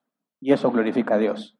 Cuando organizas tus tiempos para estar con ellos, aunque ellos no lo valoren ahorita, va a llegar el día en que lo van a ver y van a decir, mi papá se las ingeniaba entre tantas cosas para estar con nosotros. Y van a glorificar a Dios. Cuando tengan un problema y tú tienes tiempo con ellos, vas a poder detectarlo en lugar de que lo detecte alguien ajeno a tu familia. Entonces, tú tienes que ver eso. Todo lo que haces es ministerio a Dios. Ir a trabajar es un ministerio para el Señor. Cuando llegas y preparas la cena, es un ministerio para el Señor. Los beneficiados son distintas personas, ¿verdad? Pero todo es para el Señor. Entonces no es cómo clasifico las cosas que hago de cómo glorifico a Dios y cómo obtengo el sustento, son una misma cosa. Todo lo que hacemos debe glorificar a Dios. Siguiente, Juan Cerda. Pastor, buenas tardes. ¿Es correcto que un cristiano tenga un negocio de casas de empeño por el término que dio de usurero? No, no todo interés es usura. La usura es el interés excesivo. Y tengo entendido que estas casas de empeño hay ciertas regulaciones, ¿verdad? Y si tú quieres glorificar a Dios, entonces una característica fundamental sería que tu interés sería muy bajo, porque no nada más es beneficiarte de la situación, sino que realmente buscarías apoyar a las familias. Sacrificarías utilidad que se vería como un apoyo. Y eso va a hacer que la gente vaya más a tu casa de empeño que a otras. Factor económico y aparte por el beneficio de estar ahí. Fíjate bien cómo tienes que planear. El problema no es que pidas interés, sino el interés excesivo, porque eso ya no glorifica a Dios. Nosotros no tenemos la prohibición de la usura. No estamos en la ley de Moisés, pero no glorifica a Dios que un cristiano esté cobrando excesivamente por lo que hace, ¿verdad? Te lleva un concepto erróneo. Y uno supone que busca agradar a Dios porque se aprovecha de mi pobreza, ¿verdad? Porque se aprovecha de mi necesidad. ¿Por qué me cobra tan caro? Eso es algo que siempre se percibe mal. Aunque es barato, la gente se queja que es caro, ¿verdad? ¿Cómo le haces? Bueno, asegúrate de tener justificación para lo que estás cobrando. Cuando digas es muy caro, discúlpame, pero mira solamente lo que me va a quedar a mí. Podría cobrarte más, quizás incluso la ley me permite más, pero mi intención es ayudar. No todos lo van a entender, pero tienes que tener la conciencia limpia. Siguiente. Doris, si te piden administrar bienes inmuebles y cuidar de tu madre, y de ahí compras las necesidades propias de vestido, ¿es pensar en solo lo mío? Hay cosas que son nuestras en el sentido de que es mi sustento, mi familia, las necesidades de mi casa, las necesidades de mis hijos, y tienes que pensar en eso si vas a administrar. Acuérdate, administrar es organizar todo lo que tienes. Entonces, si necesito vestido, tengo que encontrar la manera de obtener ingresos para comprar vestido. ¿Es tuyo? Sí, pero no es egoísta, porque es parte del sustento necesario. Pero dices, oye, señor, bueno, en caso de una mujer, tienes 15 pares de zapatos. Y dices, ay, qué bonito, si quieres comprar más. Ahí ya te estás desviando, ¿verdad? Eso ya sí es egoísmo, porque la verdad, ¿quién necesita más de 15 pares? Las señoras van a levantar la mano, ya sé. Pero ¿quién bien bíblico y cristiano necesita más de 15 pares? Nadie. Entonces, egoísmo es cuando dices, esto realmente no lo necesitas, podría ser usado para algo mejor, pero lo quieres para ti, para beneficiarte a ti. Y no hay una justificación de ese beneficio que quieres, estás actuando egoísta. Sacrificas a los demás por tu propio beneficio. Pero conseguir qué ponerme no es un acto egoísta, es un acto de necesidad básica. Siguiente. Silvia Noemí, me invitaron a una iglesia bautista y no sé seguir. ¿Qué me aconsejas? Gracias a Dios, lo bendiga mucho por tu tanta entrega en el Señor. Gracias. Ve a cualquier iglesia que tú quieras, pero filtra lo que escuchas. Revisa si es bíblico. Y si te encuentras que no es bíblico lo que se enseña, no te quedes ahí. No hay ningún problema en que escuches falsa doctrina, el problema es que te la creas, ¿verdad? Puedes escuchar lo que quieras, no está prohibido. Y quiero que eso quede bien claro, aprovechando la pregunta. Cualquiera es libre de escuchar lo que quiera, pero filtra lo que escuchas. Oye, Hernán, es que ya me cansé de escucharte a ti, quiero escuchar a otro predicador. Hazlo. ¿Quién te ha dicho que nomás me ibas a escuchar a mí? Pero cuidado con lo que escuches. Porque luego andan escuchando otras cosas y luego vienen así como que muy seguros. Les haces unas preguntas y, ay, no sabía que estaba mal. Pues, ¿qué andas haciendo, verdad? No, pues estaba escuchando a fulano, ok, pero fíltralo. No, es que yo pensé que era sana doctrina. No te confíes. Todo tiene que ser filtrado por la Escritura. Y bueno, se acabó el tiempo. Por último, antes de dejar el lugar de nuevo a Ismael, quiero comentar lo que vamos a hacer a continuación. Tenemos planeada la junta a las 2 de la tarde, junta de miembros. Con todo el respeto que nos merecen, le vamos a pedir a aquellos que no son miembros que se retiren para que a las 2 solo quedemos los miembros. ¿Por qué? Porque es una junta que tiene que ver con aquellos que hemos hecho el compromiso de la membresía. No es nada secreto lo que vamos a decir, pero es información sensible. Y también quiero decirlo para que aquellos que nos ven de otras partes o de otras congregaciones no vayan a pensar que aquí no tenemos dificultades de ese tipo. Nos vemos en la necesidad de llegar al tercer paso de la disciplina en Mateo 18. El primer paso es confronta a tu hermano, ¿verdad? En privado. Si no te oye, lleva testigos. Y el tercer paso es, si no te oye, dilo a la iglesia. Y es por eso que vamos a tener una junta extraordinaria. No son las planeadas. Es una junta que es urgente. No podíamos dejar pasar mucho tiempo. Entendemos también que muchos ya tenían compromisos serios e importantes, ¿verdad? Porque no es que ya te iba a ver el partido. Por favor, tu compromiso con la membresía es mucho más importante que ver un partido. Por ejemplo, dices, no, es que es una boda, mi primo, mi amigo, yo me voy a casar. Ah, bueno, está bien, ¿verdad? Se entiende. No te dimos suficiente tiempo para que separaras la fecha, pero no lo hacemos con tiempo porque es urgente. Jesús instituyó este proceso y nos vamos a pegar a lo que Jesús dijo. Y como es información que puede ser mal usada, porque el propósito de la disciplina no es exhibir al que peca, sino buscar la restauración, tenemos que asegurarnos que esa información se quede entre los que hicimos el compromiso de confrontarnos bíblicamente. Cualquier persona que tenga esa información y no tiene un compromiso con nosotros va a hacer mal uso de esa información o va a juzgar erróneamente lo que está pasando. Así que todos los que son miembros y encontrar un lugar para la reunión, porque por el aforo tenemos que permitirlo, lo siento para aquellos que sí alcanzaron en lugar en esta reunión, pero no para la que sigue. No pueden decir, pues ya estoy aquí, me quedo. Mira, nos gustaría mucho que te quedaras, nos gustaría que todos estuvieran aquí, pero tenemos que hacer la parte que nos corresponde respetando el aforo. Por eso se hizo el registro. Entonces, aunque ya estás aquí y seas miembro, si no alcanzaste lugar, por favor, te vamos a pedir que te retires para que no tengamos problemas con las autoridades, pero principalmente entre nosotros, ¿verdad? Guardar la distancia ante la situación crítica que está enfrentando nuestra ciudad. Entonces, aquellos que no son miembros o los miembros que no alcanzaron lugar, de la manera más respetuosa posible, les vamos a pedir que se retiren. Los que sí tienen su lugar para la Junta Extraordinaria, cuando sean las 2, les vamos a pedir que vayan a los que checan la asistencia para que registren que están aquí y que podamos tener un censo de los que vinieron. ¿Ok? ¿Qué va a pasar con los que no alcanzaron lugar? Se va a transmitir. Pero quiero ser muy claro en esto, y aprovechando que ahorita, aunque algunos quizás por compromisos no puedan estar en la transmisión, necesito que sepan esto. Esta información que vamos a tratar se transmite solamente porque estamos en pandemia, ¿verdad? No tenemos ninguna necesidad de transmitirla. Todos deberíamos estar aquí, pero como no se puede, nos vemos en la necesidad de que toda la asamblea esté enterada, porque eso es lo que la Biblia demanda. En su tiempo estudiamos la autoridad de los ancianos y la autoridad de la asamblea. Y la asamblea reunida es lo que es el contexto cuando Jesús dice lo que aten aquí será atado allá, ¿verdad? Y viceversa. La autoridad de Dios en cuestiones de disciplina está en la asamblea reunida. Y como por cuestión de pandemia no podemos reunirnos, la única alternativa que tenemos es transmitirla. Pero necesitamos, por favor, que a pesar de que estés en tu casa, es algo que, y si tú eres miembro de la iglesia y solo tú, no te pongas a verlo junto con toda tu familia, que no tienen el contexto ni el compromiso. Es algo personal para salvaguardar la integridad y el testimonio de los que están en este proceso. ¿Me explico? Entonces, nada de que, pues mira, estoy en la casa y puse la tele y ahí andaba la familia y la visita. ¿Y qué estás viendo? Ah, es la junta de miembros de Nuevo Plantado. No, por favor, no hagas eso. Si puedes en tu teléfono, lo que sea, aíslate si tú eres el único en tu casa que es miembro y esa es información para ti. Nos enteramos tristemente que en la junta pasada se dio información que gente que no tiene nada que ver con el árbol plantado la conoce. ¿Y cómo la conoce si no se transmite públicamente? Alguien se las compartió y no es justo.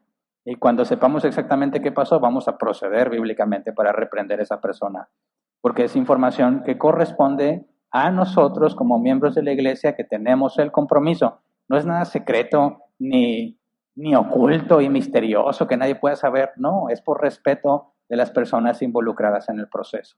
¿Ok? Así que por favor ayúdenos. Los que van a estar en la transmisión, por favor sean discretos. Dios lo está viendo, a Él no lo puedes engañar y lo vamos a dejar en sus manos, que Él discipline al que decida desobedecer. Ahora sí, gracias a todos por su atención.